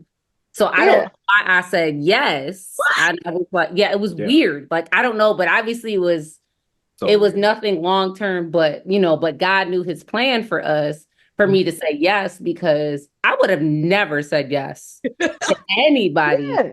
right. Right. Weird, but obviously, 15 years later, it was nothing but destiny, because I would have been like, boy, bye. True. Same. She still brings So up when you talks about it to this Yeah. day. That's why. Because I'm like, I talk to dudes in clubs, like that would have never been my thing. No, but it's going to be crying. that too. I'm like, cry baby. Was he crying? Oh Lord. No, it was boo. No, he was. But it was for hours. I couldn't stop for hours. I would end up, she ended up taking me to my brother's house, who lived not too far from there, a couple miles It was from there. crazy. And I'm still crying for hours. And like, it's literally, nothing was wrong with me, but literally I couldn't stop crying. I'm talking boo-hooing, all of that. And I had never cried like that, Mike, because I don't cry. And I physically could not stop. I could not stop. Oh no. Yeah, physically could not stop. It wasn't me. It was just whatever the effect I was having from the drugs she gave me. The drugs. Yeah. That's That almost was our first encounter. That was our first encounter. Yeah. I'm picking up this random dude. Yeah, me crying. That's like quiet.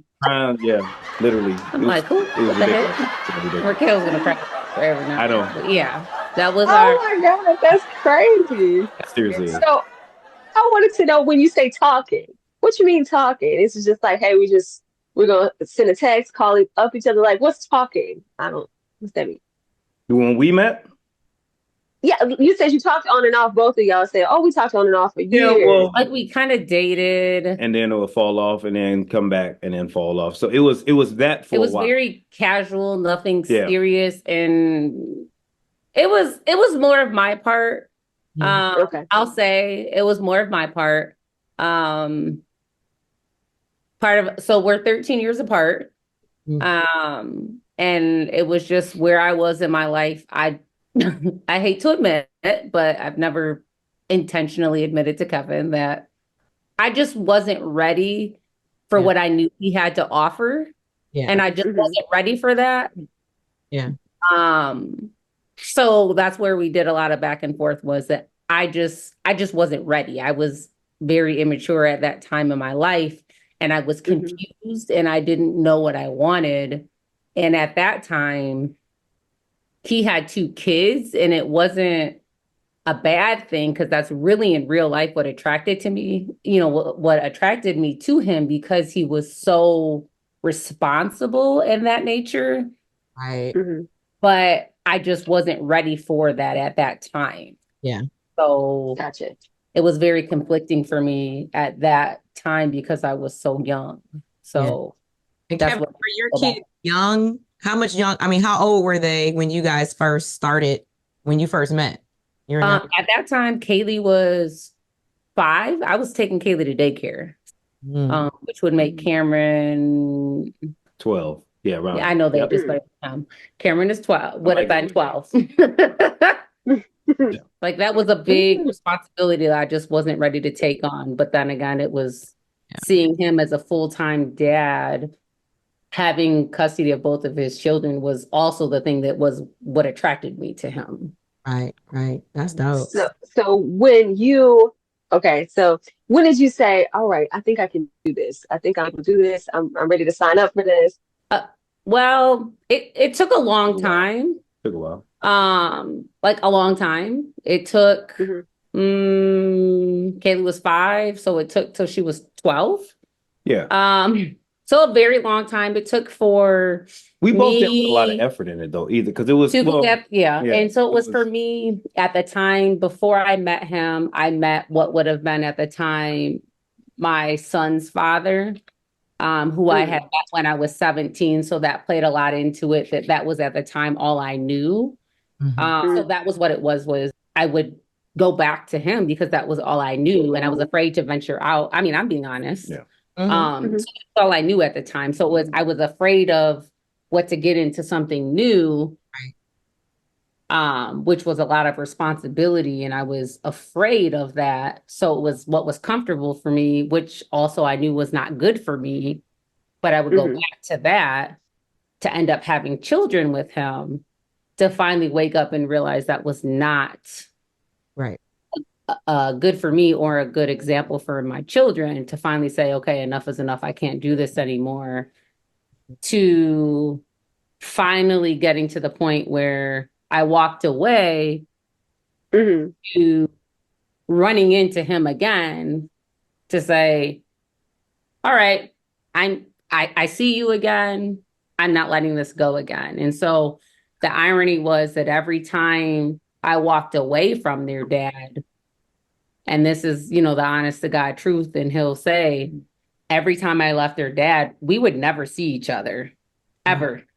But every time I walked away from their dad, we would always see each other, instantaneously. Like, I swear, not realistically, but it would be like, I would leave their dad today and tomorrow I would see him. Like, whoa, this is weird. Wow. It was the weird. And I would never see him until I would leave their dad, and then I would be somewhere and see him.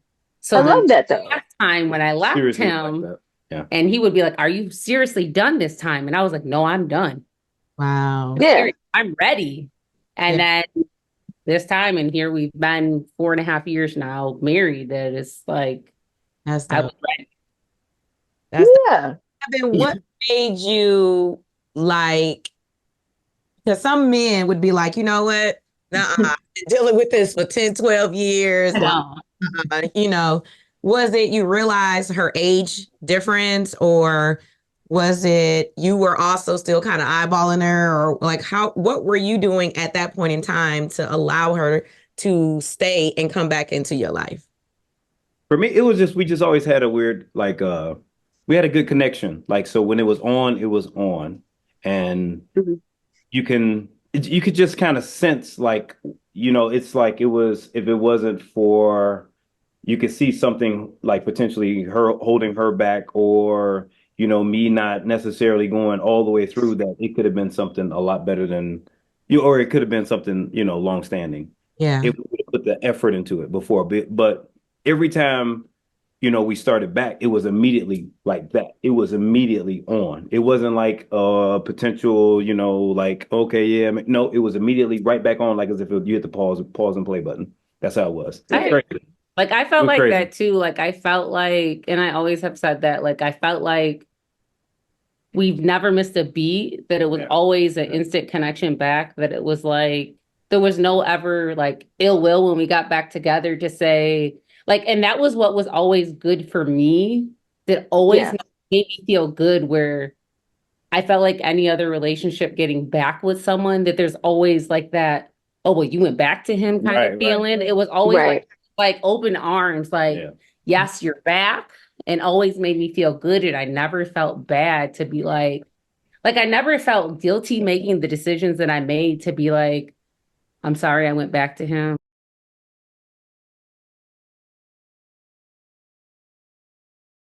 So you guys basically every time that you left, but when you finally left, or your ex, I should say now, I guess you could say, what was it that actually made you leave to where you were like, you know what? What made you decide, I know I can do better? And Kevin is it? So it was at that point I felt like I just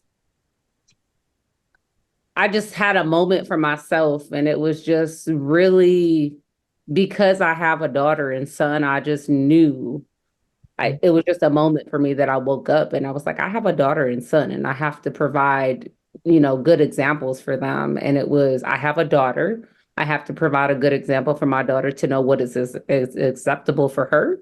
Yeah. And I need a good example for my son to set a good example for him. And that was it for me. It was just primarily those examples that needed to be set for them. And I was not getting that. And so it was, for a long time, it was in my mind, I was like, I have to stay for my children because I wanted to be a part, wanted their dad to be a part of their life. But then it was, I needed that example for them and I wasn't getting that at home. And that was the final stage for me, is I'm not setting a good example for them.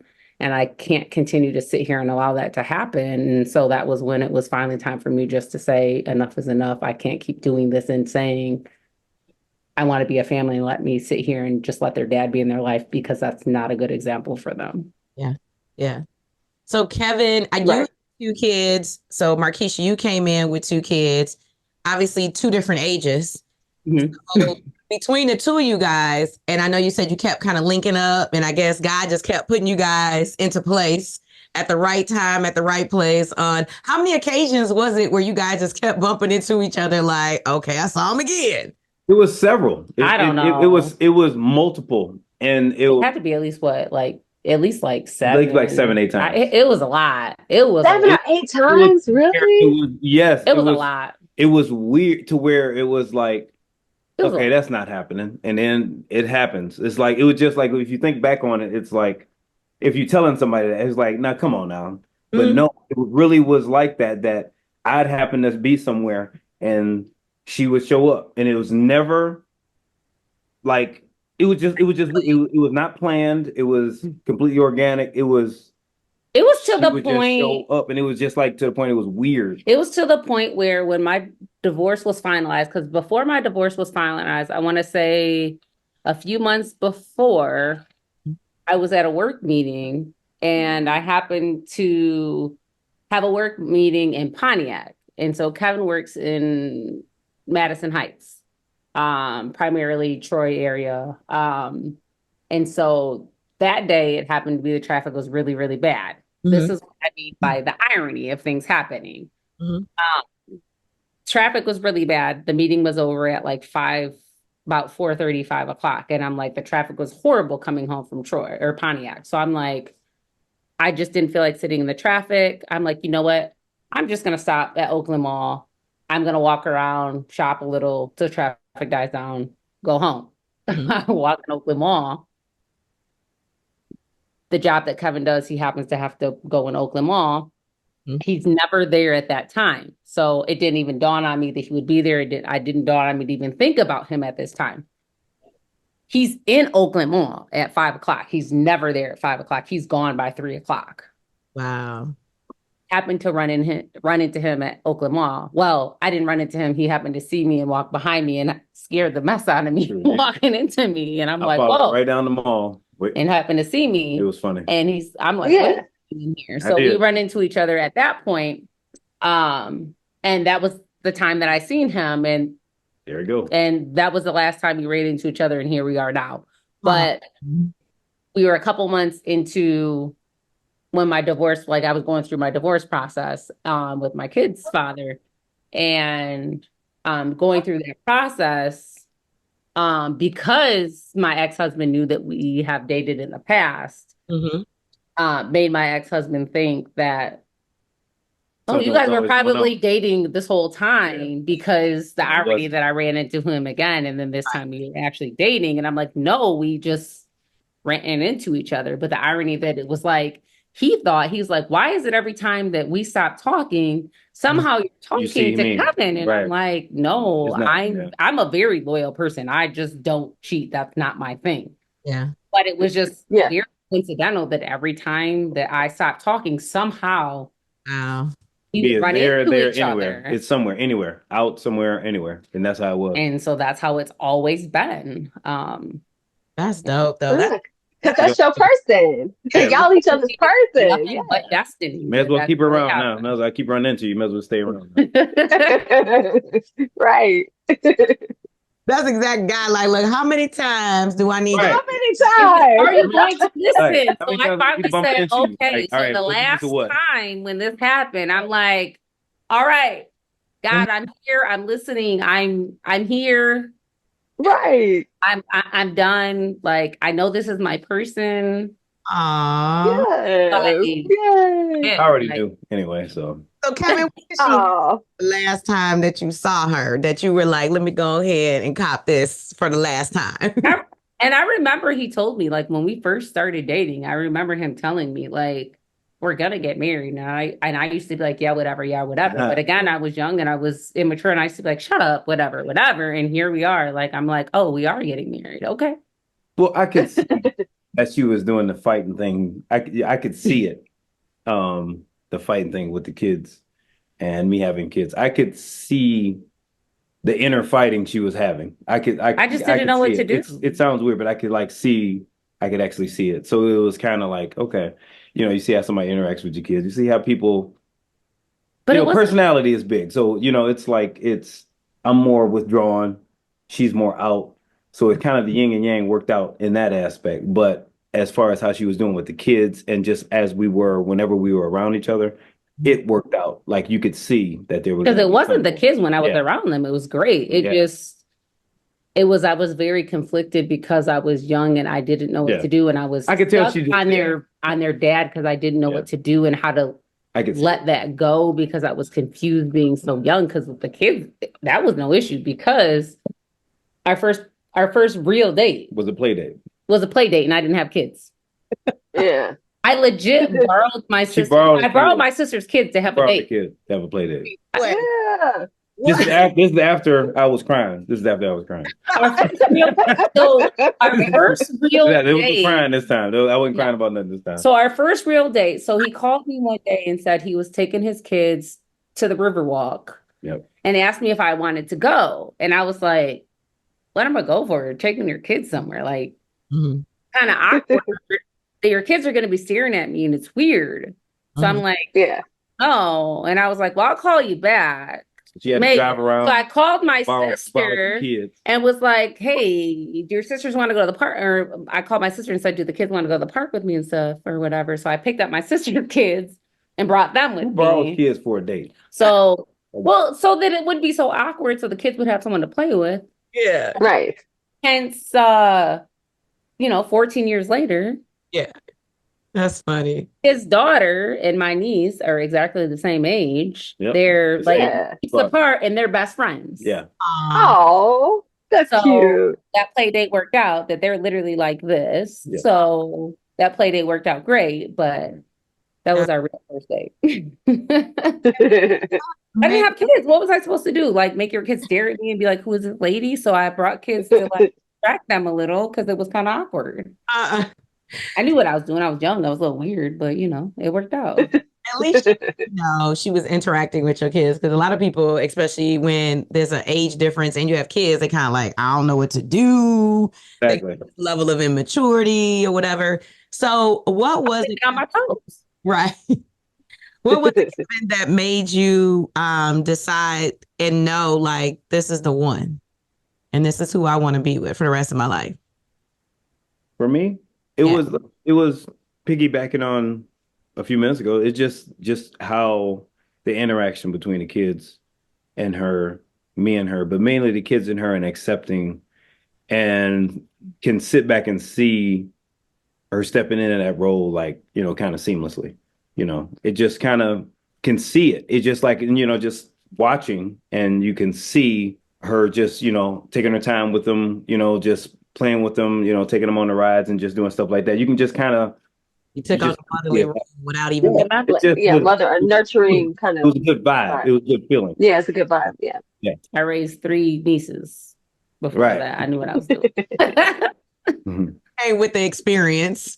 Yeah, right. But it wasn't even like a double take for you when she came in the scene with 2 kids. You know what I'm saying? So yeah.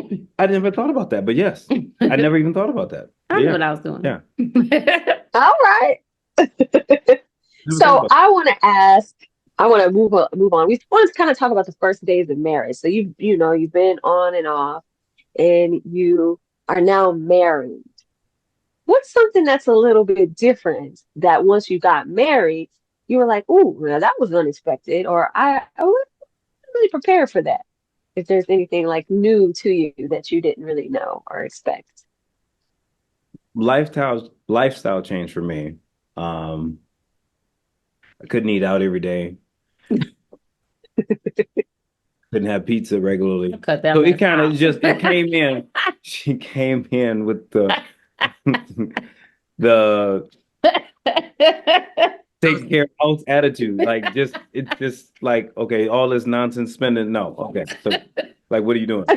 All that stuff is gone. That was a wrap. There was a wrap on that. And I'm just like, it took me a minute, just not long, but once you started showing me the things that was wasteful, it made sense, and it just really made sense. It made sense. So it just, it made sense. But that was kind of before though, too. Like that was like day 1 when he moved in. Like it was like, let me see your bank statement. Let's see how wasteful we be in. And I literally was like, how much are you doing on food a week? Like I was like, oh no. I feel like you cut this out, we couldn't. He was like, but I'm like, not joking, oh no. Like I mean, I was that was day 1. I'm like, so I mean, it's ridiculous. Before you guys got married, that you lived together, or was this after where you were like, give me the bank statement, let me check your credit, let me do? No, that was like when he was like, oh, you want to move in? I'm like, let me see this bank statement, because I'm like, get together, right? Your money is my money, and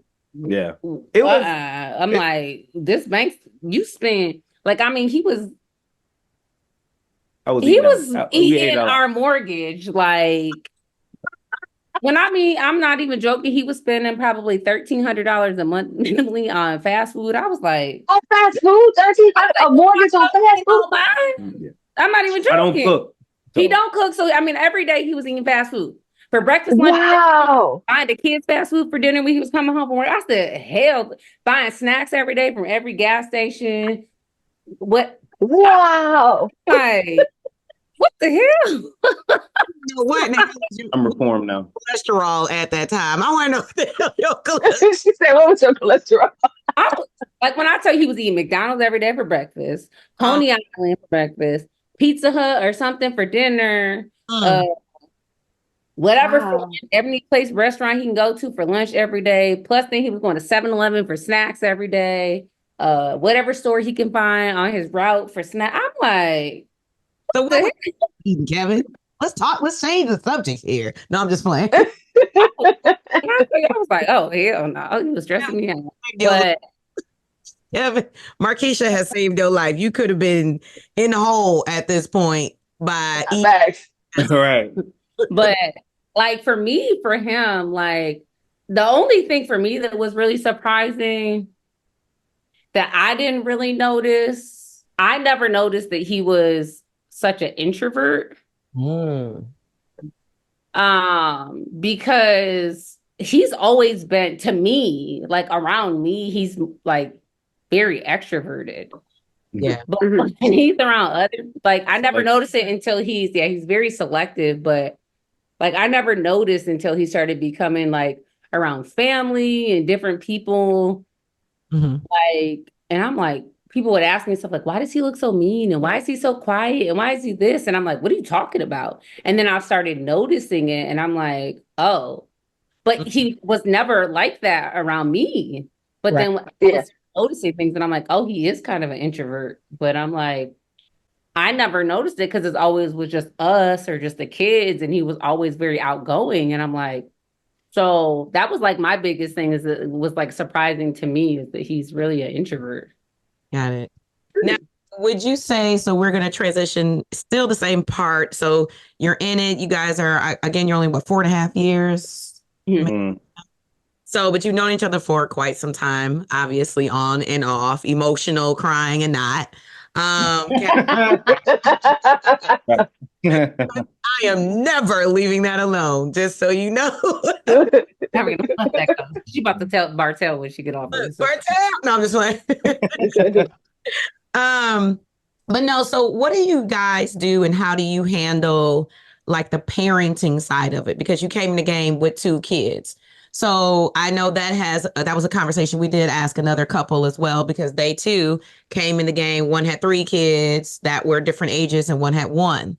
So how did you guys deal with it and do deal with it? I mean, obviously you're still married. In that dynamic. For discipline? Yeah. Caring, discipline, whatever. It's, initially, I felt like it was tough. Initially, it was tough because I'm more, I guess, harder nosed than I see her as being. So I'm kind of more, I only want to, it's kind of like how I grew up with my mom, and her upbringing. So it's kind of like, you don't necessarily want to repeat like yourself. Yours. But as far as like you, or she's a little more on the softer side, as more, I'm not as soft because as far as in a whole, just down the road versus just right like, now. Okay, telling them right now, getting them to understand like later on down the road, if we don't nip this in the bud, that can become a bigger problem later on. So I'm just more, she's a little more laid back, not laid back, no, that's a bad, but a little less firm, I'll say that, than me as far as discipline. And in the beginning that caused problems, but it's leveled out now. So it's, we're on the same page on a lot. It took a while, I think, to kind of get on the same page, but now we've kind of leveled out to be at a better understanding. They're older now too, so everyone's older now. Yeah, so it's and I think that was a lot too. Is just because at least with mine, and I don't like saying mine because they really are ours, especially because with Millie and Antonio, he's been around since they've been so little. So I hate saying mine, but just for this purpose, they were so little at that point. And especially initially because at that time, their dad was still alive and he used to put a lot of things in their head at that time. So it was really confusing. And so, it was really hard because their dad used to say, that's not your dad, that's not your dad, that's not your dad. So it made it hard at that time. Yeah, like most people. So at that time, it was really complicated to kind of get them to understand too. So now we're not really at that point. So it makes it a lot easier for even us to be on the same page with a lot of things because we don't have that third party to kind of be in the mix of everything. Step parent, it's like So now we don't have that. There is really no step parent, so to speak. It's just you're not looked at as the bad guy outsider anymore. You know what I mean? It's just kind of Well, would you say that you guys had to have a lot of behind the scenes conversation about, hey, okay, look, you can't do this, you are going to do this, or you can't say that, or whatever? Did you ever have that, or did it kind of just flow where you realize, like, did you have to have those conversations? Yeah, we did a lot. Like it was a lot of my style versus her style. It wasn't really my style. I mean, we had those conversations. It wasn't like you can't do these things, but it was more of let's have an understanding of why I feel the way I feel about this disciplinary action or whatnot, and why you feel the way you do, and let's come to an agreement of how we can handle these situations better. That's a good one. More of, I don't want you to feel like you can't parent and say, no, you can't do this, but let's get a better understanding of why we feel the way we do so we can have a better way of reacting to things. And so we're on the same page because I don't want our kids to see us battling each other because of them, because then it doesn't work out that way. So if we can handle these privately to understand them better, then it makes it better for them. So I think that worked out a lot better of us kind of having those private conversations instead of having them in front of the children. It made a lot better for us. Yeah, that makes sense. So Talia, I want you to transition and ask them your lovely question about the kids versus the parents. Oh my gosh. All right. So look, this started in the first one, and I was just teasing around with my parents, but I actually heard someone else talk about this. It's kind of like been some debate. And it's increasingly difficult when you have children, like from a previous marriage, or is it the partnership, the marriage first and then the children, or do the children come first and then the marriage? So a lot of times with mothers, we'll have children, and then we're like, we're going to put our needs of our children first. Right. So when we have our kids, we're like, well, no, we love our husband, but our kids are kind of come first for us. And then other people are like, but it should be the husband and wife first, and then the kids. So I'll tell you what do you think? Outside of, because we are a blended family, but I'm going to say it as outside of not being a blended family, because we are still a family and I don't want to split us up. And so I'll say this as I think of it biblically, outside of being a blended family, my husband comes first. So I see it as, so I'm not going to take it as we're a blended family. I see this as just a normal family. And so outside of the blended family, my husband comes first, because without my husband, my children would not be here. So my husband has to come first, and then whatever my children's needs will come thereafter. Yes. So I have to service and make sure his needs are met and everything, that his happiness comes first, and then my children come thereafter. So, and it comes very simple to me, and my kids, I feel like, see that. And I feel like my husband and my kids see that, even and when it comes to something as simple as what's for dinner. I'll ask my husband what he wants for dinner first. And then even if my kids ask and say, well, I don't want that. And I say, well, that's what your dad wants. And leave it as that. Yeah. It does happen like that. And that's what it is. And I'll just say what it is. Or I'll say, or like days that my husband will go to a Pistons game. And this is just like me. Like every once, like if I feel like making something, I'll make something. But like days that he's going to the game, a lot of times the kids know if I'm home. If I want to make something, I make something. But usually it's like, hey, when dad's gone, hey, it's a whatever you want to eat day. And usually they like that anyway. So they're like, oh, yeah, it's a whatever you want to eat day. So make whatever you want. But then if it's not, usually I'm like, all right, I got to start planning to see, and get something made for dinner. And usually the kids are like, us too? I'm like, yeah, but I got to make sure that dad has something to eat. But yes, you guys are going to eat too. So they know that. Mm-hmm. Right. So they all know dad comes first. What I want to eat at 7:30 in the morning. I haven't even ate breakfast yet. I don't know what I want. But I need to prep, because I also have to go to work. This isn't the 1920s where mom is at home all day. I got to go to work too. So I got to take out what we got to eat for dinner. So just stop. I'm ready. I got to take out what we got to eat for dinner when I got to leave 15 minutes after you in the morning. You're not going to be eating nothing. So zip it. Yeah. So he comes first, and then the kids are after. Same here. Same. That's what I was gonna say. Same for you. Yes. Okay. I can't see y'all no more because I had to take my contact out. So if y'all making faces at me, I'm sorry. I can't see nothing you doing. That's what you did. I was like, here he goes. Y'all, when I tell you, my cousin has more contact issues than anybody else. I swear. I don't know. It's just like, I'm gonna have to get some different kind. Gotta get LASIK. Get LASIK. I need to get LASIK. That's what I got LASIK. How many years ago did I get LASIK? About 7 now? 7, yeah. Yeah, I got mine. Yeah. That's the decision. You had LASIK too? 2011. Yeah. Oh, I didn't know you had LASIK. Yeah. I had my that was when I graduated for my master's. Bartell gifted me that for my. Why did you gift that for me? I paid for that myself. Like it's been our get back together gift. I got that like a year after we got back together. That could have been a gift for us to get back together. Dang. I got that right after, right before we went to Vegas, or right after we went to Vegas when we got back together. Remember that we went to Vegas? Yeah, push the camera that way a little bit more. Kevin's cut off.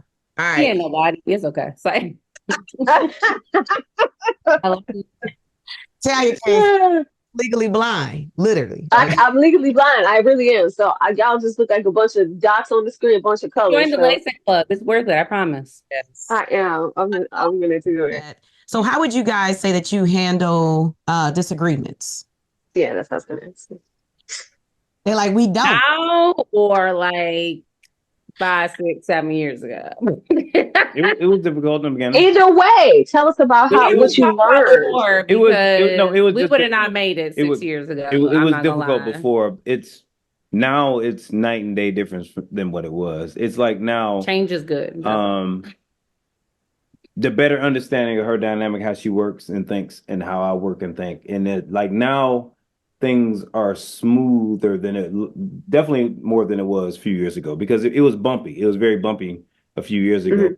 As just as I guess like how I would be used to handling things and how she would be used to handling things. So it just, and then us at the same time, with her personality, my personality being so drastically different. So it was a lot of problems then. Now it's little to no problems as far as differences, ironing out the differences, talking out the differences, working through the differences. Now it's very, very great because I guess just over time, you just understand how somebody works. Yeah. And just figuring out the triggers, not triggers, it's just really, I think, understanding that we don't have to compete with each other. Yeah. I think it's the biggest thing is because we're so much different, but we're so much alike. Right. And I think when it comes to that concept, we're so much alike, and and so that was very problematic for us. And to understand that it's okay that we both feel like we're right, or we want to both get our point across. And it's okay to do that with still feeling like we can get our point across and walk away. That before we couldn't do that without being explosive. Where now we can do that without, we can still do that, and we may still pick a little bit and maybe like, okay, Kevin, or something with each other, and just let it go. You know what I mean? And still pick a little bit with each other and still be like, all right, whatever. And then just walk away or just whatever. Or no, we're both annoyed and we know how to kind of just like, okay, she's annoyed or he's annoyed, and just be like, all right, I'm just going to chill out for a little while. We both know our limits now. It's like, it's funny. It's like now. It's where before it was a competition kind of, where now we know our limits, where it's like, like, it's not really worth it anymore, where it's like, whatever, you know what? Do you have the age difference? It is different because a lot of times things you like, for me being older, you kind of expect, you kind of like I have an expectation of somebody to understand kind of what I'm saying or feeling at the moment, because like if you were, I don't know, I guess I can't explain it then. It's just at the same time, I'm not you and you're not me. Yeah. And so it's understanding that, I feel like, is got us to be at a better understanding. Is at the end of the day, no matter what you think and what I think, we're not the same. Yeah. And that's got us to understand our differences. Yeah. And so it would be like, your way of thinking is not my way of thinking. And so we have to agree to disagree. And it's like, we've been okay with that. Like, I'm not you. What you think is okay and what I think is okay is not the same. Yeah. It's like, that's true. Okay, a better explainer, I guess. I know. Because that's exactly what I was trying to get at. Like, it is what it is. Like, you're you and I'm me, and that's what it is. And you just have to be okay with it. Like, I think some of the things you say is stupid, but it is what it is. And some of the things I say is stupid. But at the same time, what I say sometimes is stupid, and it's okay. But we have to be okay with it, not to feel offended by it, because it's okay to be different. And I think that's what we had to learn, is it's okay to be different and think different. and not be offended by Right, it. and it's still okay. Right. And that was what it was, where before I'd be like, well, screw you. And he would think the same and be offended by it. And it's like, it's not meant to be offended by it. It's okay. We're two different people. We're not meant to be the same. And he knows my favorite line to him is what? I can't remember. I'm my own person. Yeah. And he knows that that's my favorite line to him. Kevin, I'm my own person. Like, I'm not you. Right. I'm my own person. Right. Learn that. Well, a lot of times when people think that, And you know, I say that to him 24/7 when he'll say certain things to me, and I'm like, Kevin, I'm my own person. And he'll repeat that back to me a lot now, where he's learned, you know, and sometimes you have to say these things to people over and over, and now he gets it. Where it might have been something 6 years ago that he wanted to get, but now he gets it. So sometimes he'll repeat it back to me when I say things to him, and he'll be like, Keisha, I'm my own person. I'm like, oh. So I laugh because I'll say back to him, you want to be me so bad, don't you? What is the age difference between you guys? I mean, I know, but you got to let, you know, the people know. What is the age? 3 or 4 years. 3? You see this? Did you see this? That's 13, baby. That's that. Okay. I was like, 3 or 4, that's not a lot. Okay, but I can't see you making a face. 13. Lying down. No, this one. 13.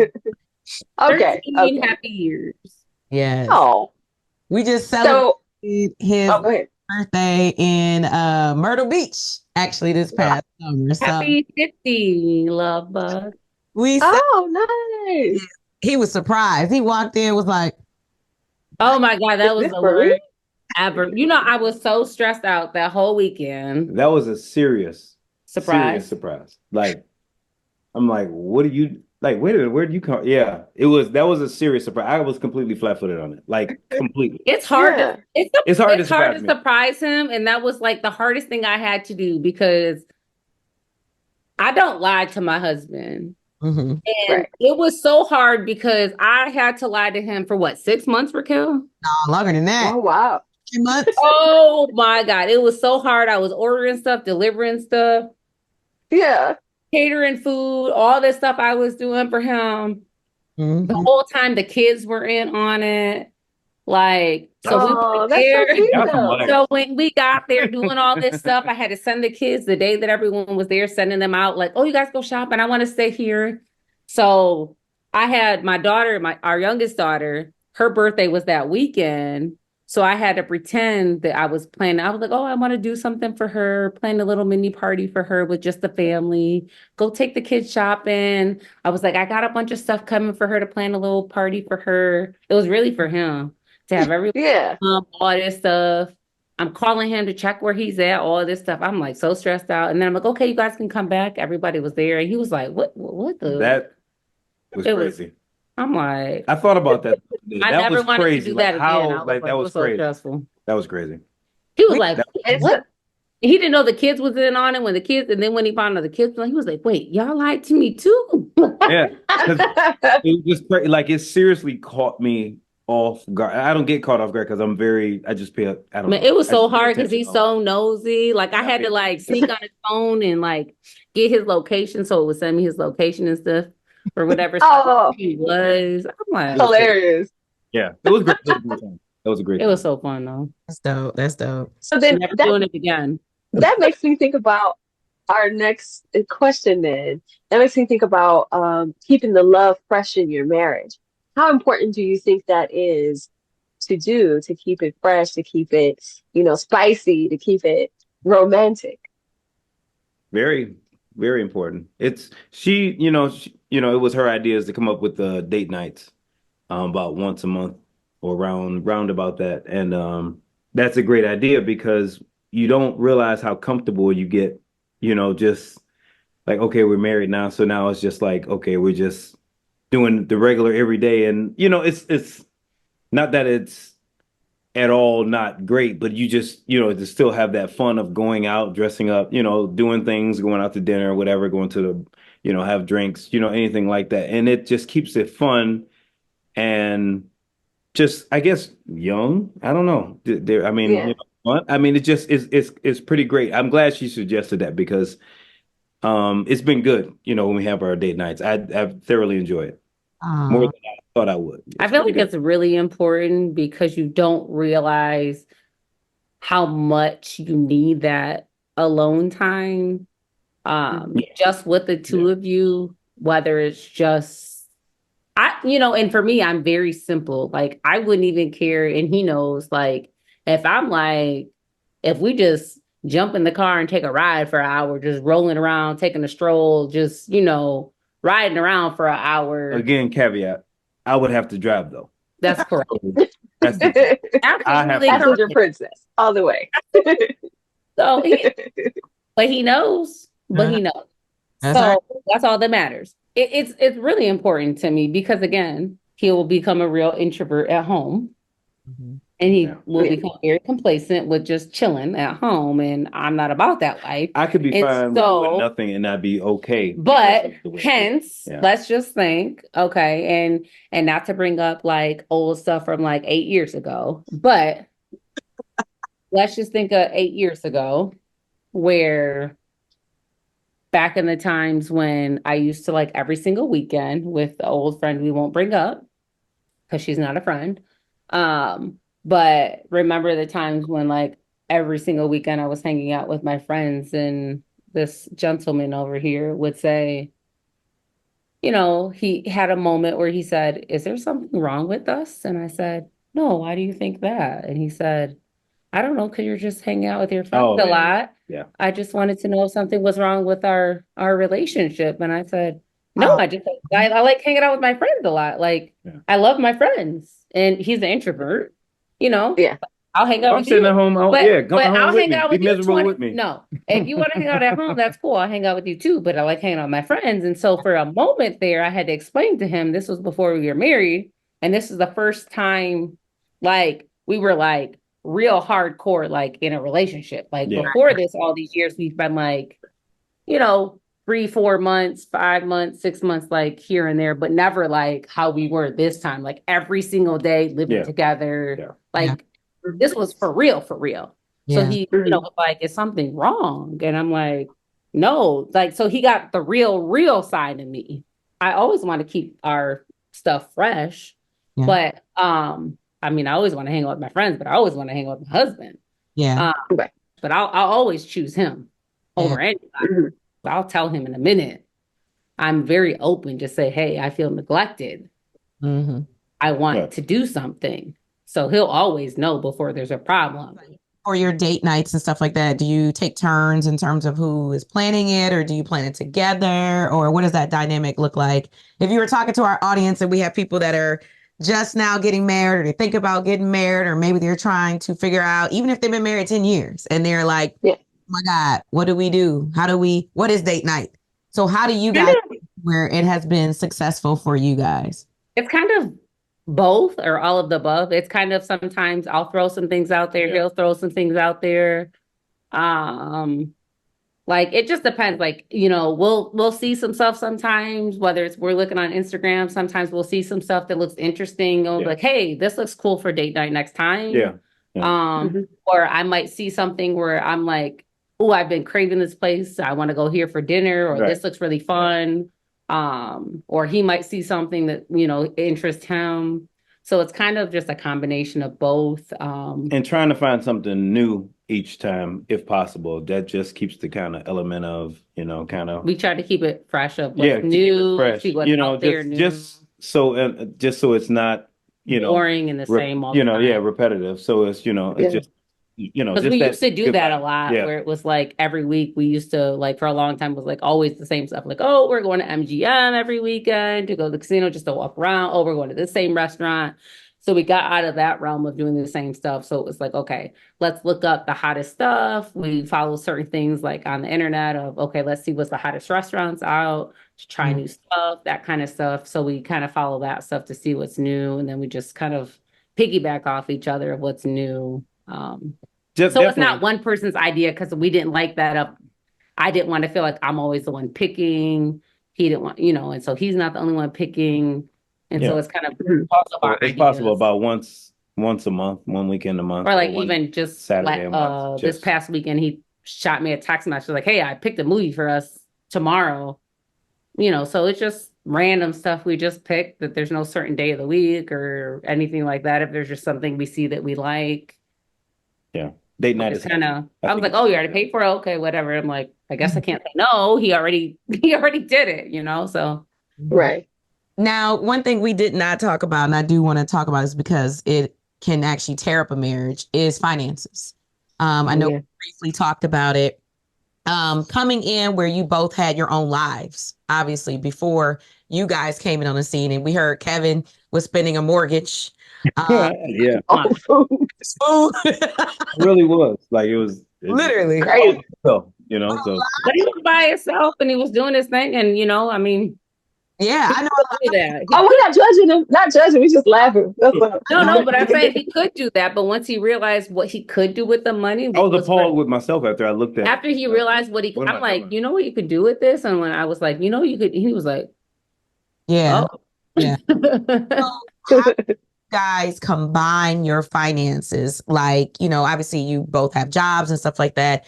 And what do you recommend for, you know, new married couples? Or again, it could be a situation where maybe this is a change in someone's marriage where they're like, hey, you know what, we need to change things. What would you recommend and what has worked for you guys? I just feel like being open with finances. I feel like I'm very old school when it comes to finances. I mean, everyone's situation is different as far as how they look at things. As far as what worked for us was our money is the same. Okay. We don't have separate bank accounts. Everything is the same. I want to know so that our stuff works for us. And everything is paid the way it needs to be, that all of our stuff is copacetic. Everything's all of our stuff is being paid. Everybody's stuff. If do what works best for you. That's what I'm saying. Everybody's stuff is different, but our stuff is we pay everything out of one account, so that I know everything is done. We communicate like when we need to make purchases. We talk about things together. I'm not going to buy things without consulting with my husband. I'm not going to, you know what I'm saying? Like if we need to make purchases, I'm like, hey, let's talk about this. This is something that I want to do. I'm not just going to do it without talking to him. I feel like communication is everything, even with, I mean, that's huge. I feel like we talk about everything. I feel like I'm really different than everyone. He'll probably say I'm over when it comes to communicating, that I'll probably talk to him about it's probably doesn't need to be communicated about.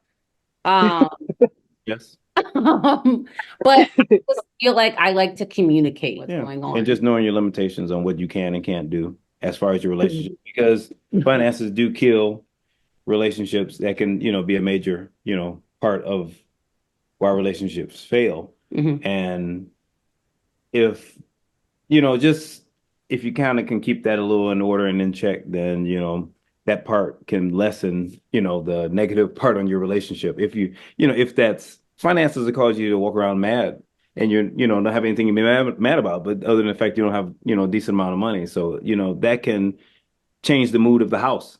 Yes. So, you know, that's a major part. Finances are major. So, you know, is for young people getting in there, you know, just, you know, get yourself a budget, you know, just figure out what you can and can't do and try to stick to that until things get better. And Kevin will tell you I run the numbers. So if he's doing anything, he'll say, I don't know. When we make purchases, he'll say, I don't know. She's a number person. So fellas, either way, just let her do it. I can spend $5 and not be concerned, but Kevin knows I look at the bank account and I'll say, Kevin, you spent $5 at Pizza Hut today. Why did you spend $5?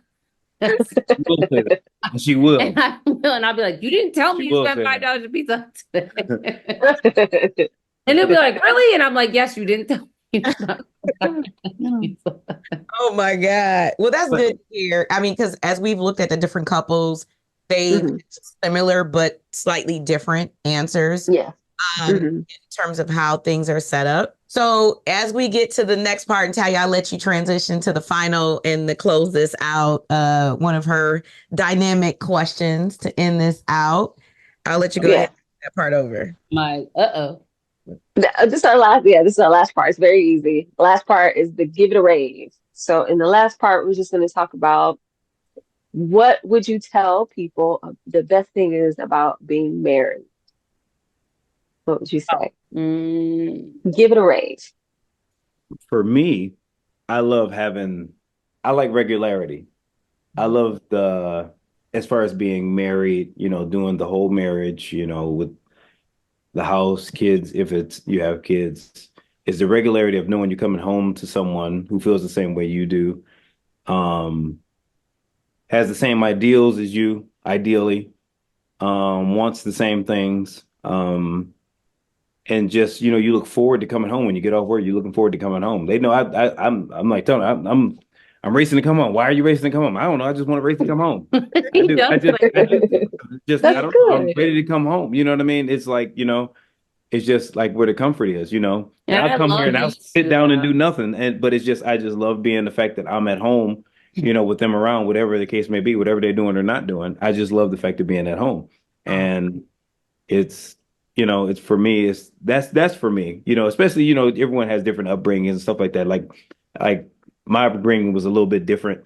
So it's like it was not necessarily a communicative, any type of loving relationship, but I just love coming here, with the kids and everybody. I just love seeing them, They're Yeah. getting older, so it's just So that much, appreciate but that from you. I do. I I really, do. really do. I do. That's Like good. it's weird, like, and this is not like to bring up my past, but like, this means so much to me just because of the fact of because I just like remember my previous marriage and I just remember so much like that was my mentality with my previous marriage. And I remember like my mentality of rushing home and I was like, I can't wait to go home. And I remember like pulling up and I'd be like, dang, that nigga's not home. Mm, I remember so many times. Like it's funny to you, but Yeah. like it used to hurt my feelings. that's Like, real. and I used to like get off work early, No. rushing home, like waiting to get home. Yeah. I'd be like, he's not home It, again. Like you not laugh, concerned. but it Yeah. used to hurt my feelings because I know how you feel because I used to be like, yes, I can't wait to go home with my family. And Just then wanna I'd be go home. like, Yeah. and then like, Racing. where's he at? Like he didn't even tell me he wasn't gonna be home. Like you laugh, but that used to hurt my Yeah. And there's a lot of males and females that, you know what I'm saying, they go through that. So, and I think, and what we have learned is from individuals, from the couple before that did go through a divorce. And they actually were able to say what I will and will not deal with in this relationship is Yeah. so, and I know we didn't probably get into that. I mean, we could talk about it briefly here. Is when you guys left your last relationship and you decided to get into this relationship and actually get into another marriage.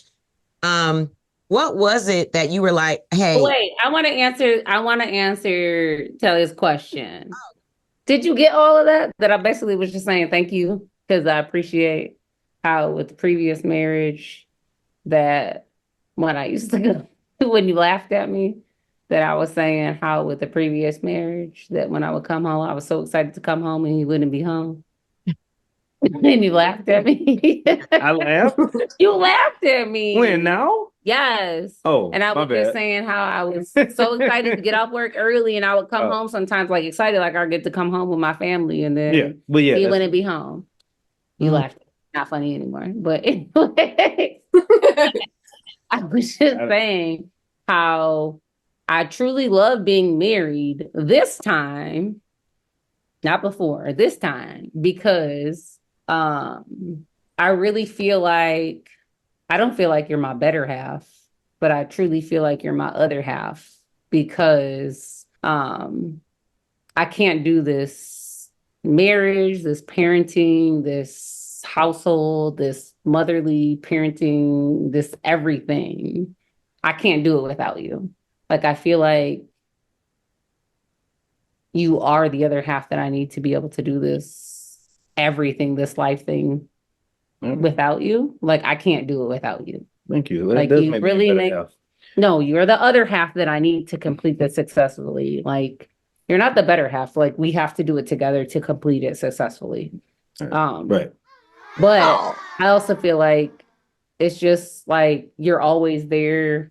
Well, most of the time, but I just feel like it's always nice to know that there's someone there that no matter what, whether you're sad, you're happy, you're healthy, you're sick. Like it's always nice to know that you're there to be there. And talk trash to you. I will. Yes. He's reliable for sure. Yeah. Good. Lie. He's a lie. No, but yeah. But yes, but it's just nice to know that there's always somebody there no matter what. If there's nobody else in this world that's going to listen to you, to hear you cry, to hear you laugh, to hear your day of how happy it was, the frustrating it was, to no matter what, like if your family's not going to be there to support you, your friends aren't going to be there to support you. Like, I just feel like I know that you're there to support me compared to whatever it was with my first marriage, to anybody else that's in my life to support me, to surround me. Right. I truly feel like you're really there to support me. And I just wish that even though I know that everything happens for a reason, and God has allowed me to go through everything that I've went through, I wish that we would have been able to do this sooner. But I know that he's put every obstacle in our place to put us where we are today, that I wouldn't have my kids. I wouldn't have everything that we went through to say that we are where we would be today. Because I know we would have never survived 12 years ago. We would have never made it where we are today without that. So I'm just grateful for that. But I'm truly proud to say that we got married when we did, because I know we would have never survived if we would have got married 10 years ago or whatever the case may be. Right.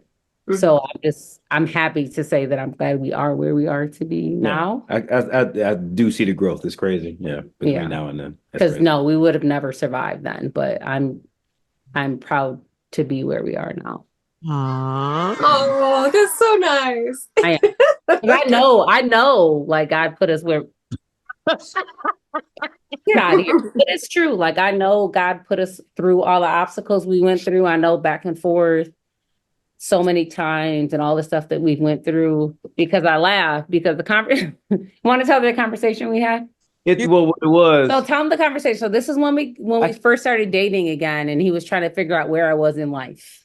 What happened, Kevin? And I was embarrassed because where I was in life, because I knew we should have been together and where we are now, where we should have been then. And we were just having a conversation, about things that were going on, and she was talking about things she was dealing with and going through, and I was like, well, at least you didn't marry him. And then you just got quiet. She just got quiet, and I'm like, oh, great. So you did marry, and then I'm, just like laughing. And he knew I had. So at the time, he knew I had my son beforehand. So he knew I had my son. And then I said, oh, gosh, okay. And I said, well, at least you didn't have another baby by him. And then I got quiet. Just got quiet again. No. So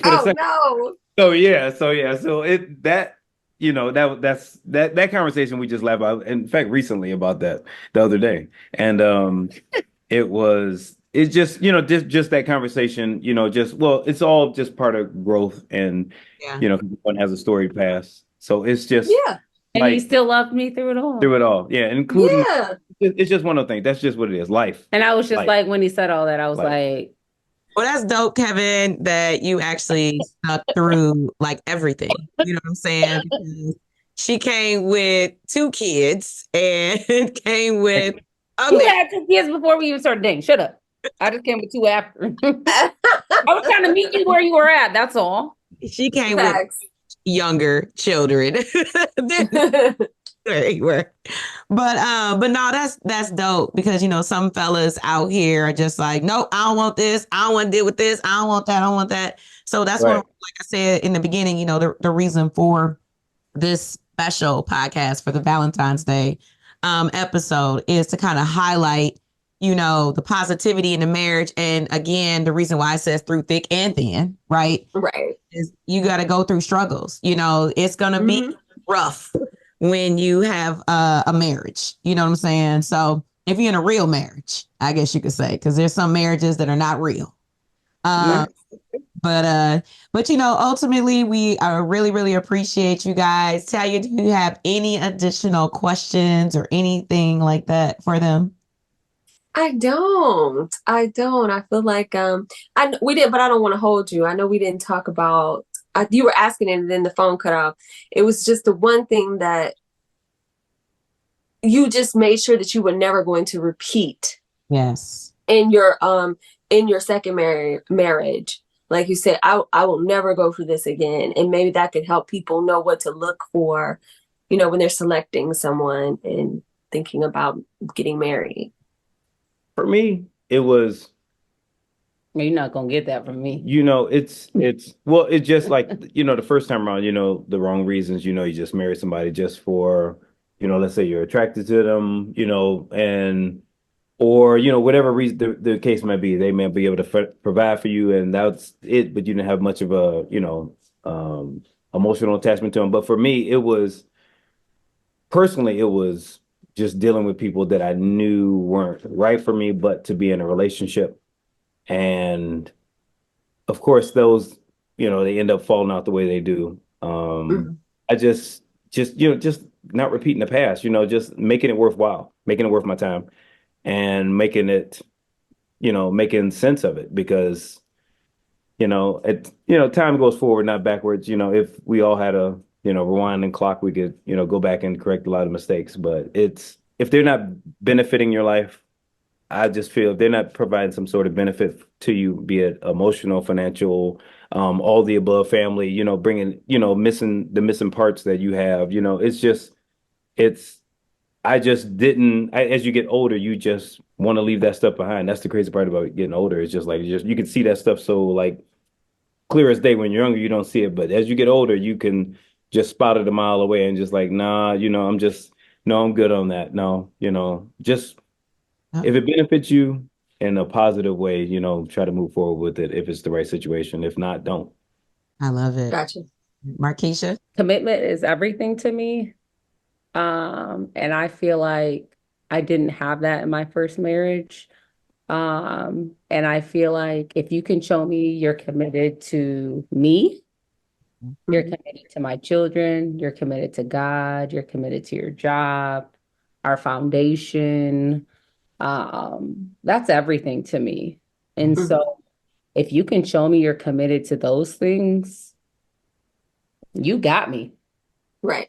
So I didn't have that in my first marriage. And so if you can show me you're committed to those things, you're committed to your credit score, you're committed to our house, you're committed to taking care of business, those kinds of things. I didn't have any of that. Like I was really young and I was confused in my first marriage. So now that my focus is so clear, it's different for me now. And that's why, like, even though I knew he had everything I wanted when he came back around, but that was like no joke for me when, like, it sounds funny, but that was like, why when he came back, I'm like, let me see your bank statement. Let me see your credit score. Let me see your paychecks. Let me see this. Let me see that. I need to see what you're doing. Yes. Prizes. I knew he was committed to his children. I knew he was committed to a lot of things, but I needed to see it laid out for me. Yeah. And so once I seen that stuff laid out for me on paper, I knew that those things were real for me. And so when he came back, I think it was maybe a year and a half when we started talking about marriage. And so I knew those things were real for me. Where in my first marriage, we started talking about marriage at year like 5. It was different. Right. So, but in actuality, Kevin was talking about marriage like when he first met you. Month 6. Like, you know what I'm saying? So I knew things were different. Well, I can cry in front of her. So, Well, right. He cried at day 1. So I knew we were talking different dynamics. That's it. Right. That's it. So I knew things were different. So like when we could talk real stuff and you were open, I could see your bank statements and I can see this and I can see that. Like it was different for me with him. Like I could do this and be like, let me see what you got going on. Where I could never do that at year 9 with my ex-husband. Like, let me see your phone. That wasn't happening. Let me see your statement at year 9. That wasn't happening. We didn't share bank accounts. Year 9. Kevin and I were sharing bank statements before we were married. Like we had bank accounts, you know what I'm saying? So it was different. Speaking Right. of that. So I knew stuff was different from the beginning. And so that's why I knew it was different. Yeah. Yeah. So I just knew God had a purpose for us, where I just knew I had to listen. And that was the thing that was different, is I had to listen to what he had for me. Mm-hmm. And I wasn't listening. Mm-hmm. And so I had to go through all that stuff, that pain and that suffering that was going along and all this stuff. But it was okay because I got my kids out of it. And that was a blessing that I got out of it. And so I don't regret anything that I went through, because he had me go through these things to get where I got through. Right. Which is cool, because now I've learned all those lessons that I went through now to get where I am now. And now things are so much more, and I see things a lot more clearly now. So, and I appreciate everything that we've went through to go through that. So that's dope. That's dope. Yeah. I love the story. I learned a lot. I think you guys even learned a lot as a couple, because I know you said in the beginning, you like, I never said this, but, and then you started talking. I'm like, okay. You know? Yeah. And just for the record, I have not cried since the dentist office. Oh, whatever. Any more tears, Kevin? That's why you don't have any more tears left. Only your sister's husband stuff. Other than that, I've never seen you cry. That's crazy. That's great. But no, I mean, again, we appreciate you being on 50 Shades of Life. Again, for this Valentine's Day special, we are super excited. We hope everybody learned a lot about this couple's dynamic. So thank you, Kesha and Kevin, K and K, who is and look, y'all can't even tell there's a 15. You said 15-year difference, right? Isn't that what you said? 13. Make me no older than I am. 13, 15, same thing. No, I'm just The crazy part is that she's the one that's older and I'm younger. That's got it. We appreciate you guys coming on here tonight and spending so much time with us. But definitely, you guys tune in. Thank you again. And we love and we appreciate you guys. And thank you guys. I appreciate it. Thank you so much. It was a joy talking to you. All right. Bye. Good night. Dishes, fresher than them dishes. Tell your grant your wishes. I'm a tarot reading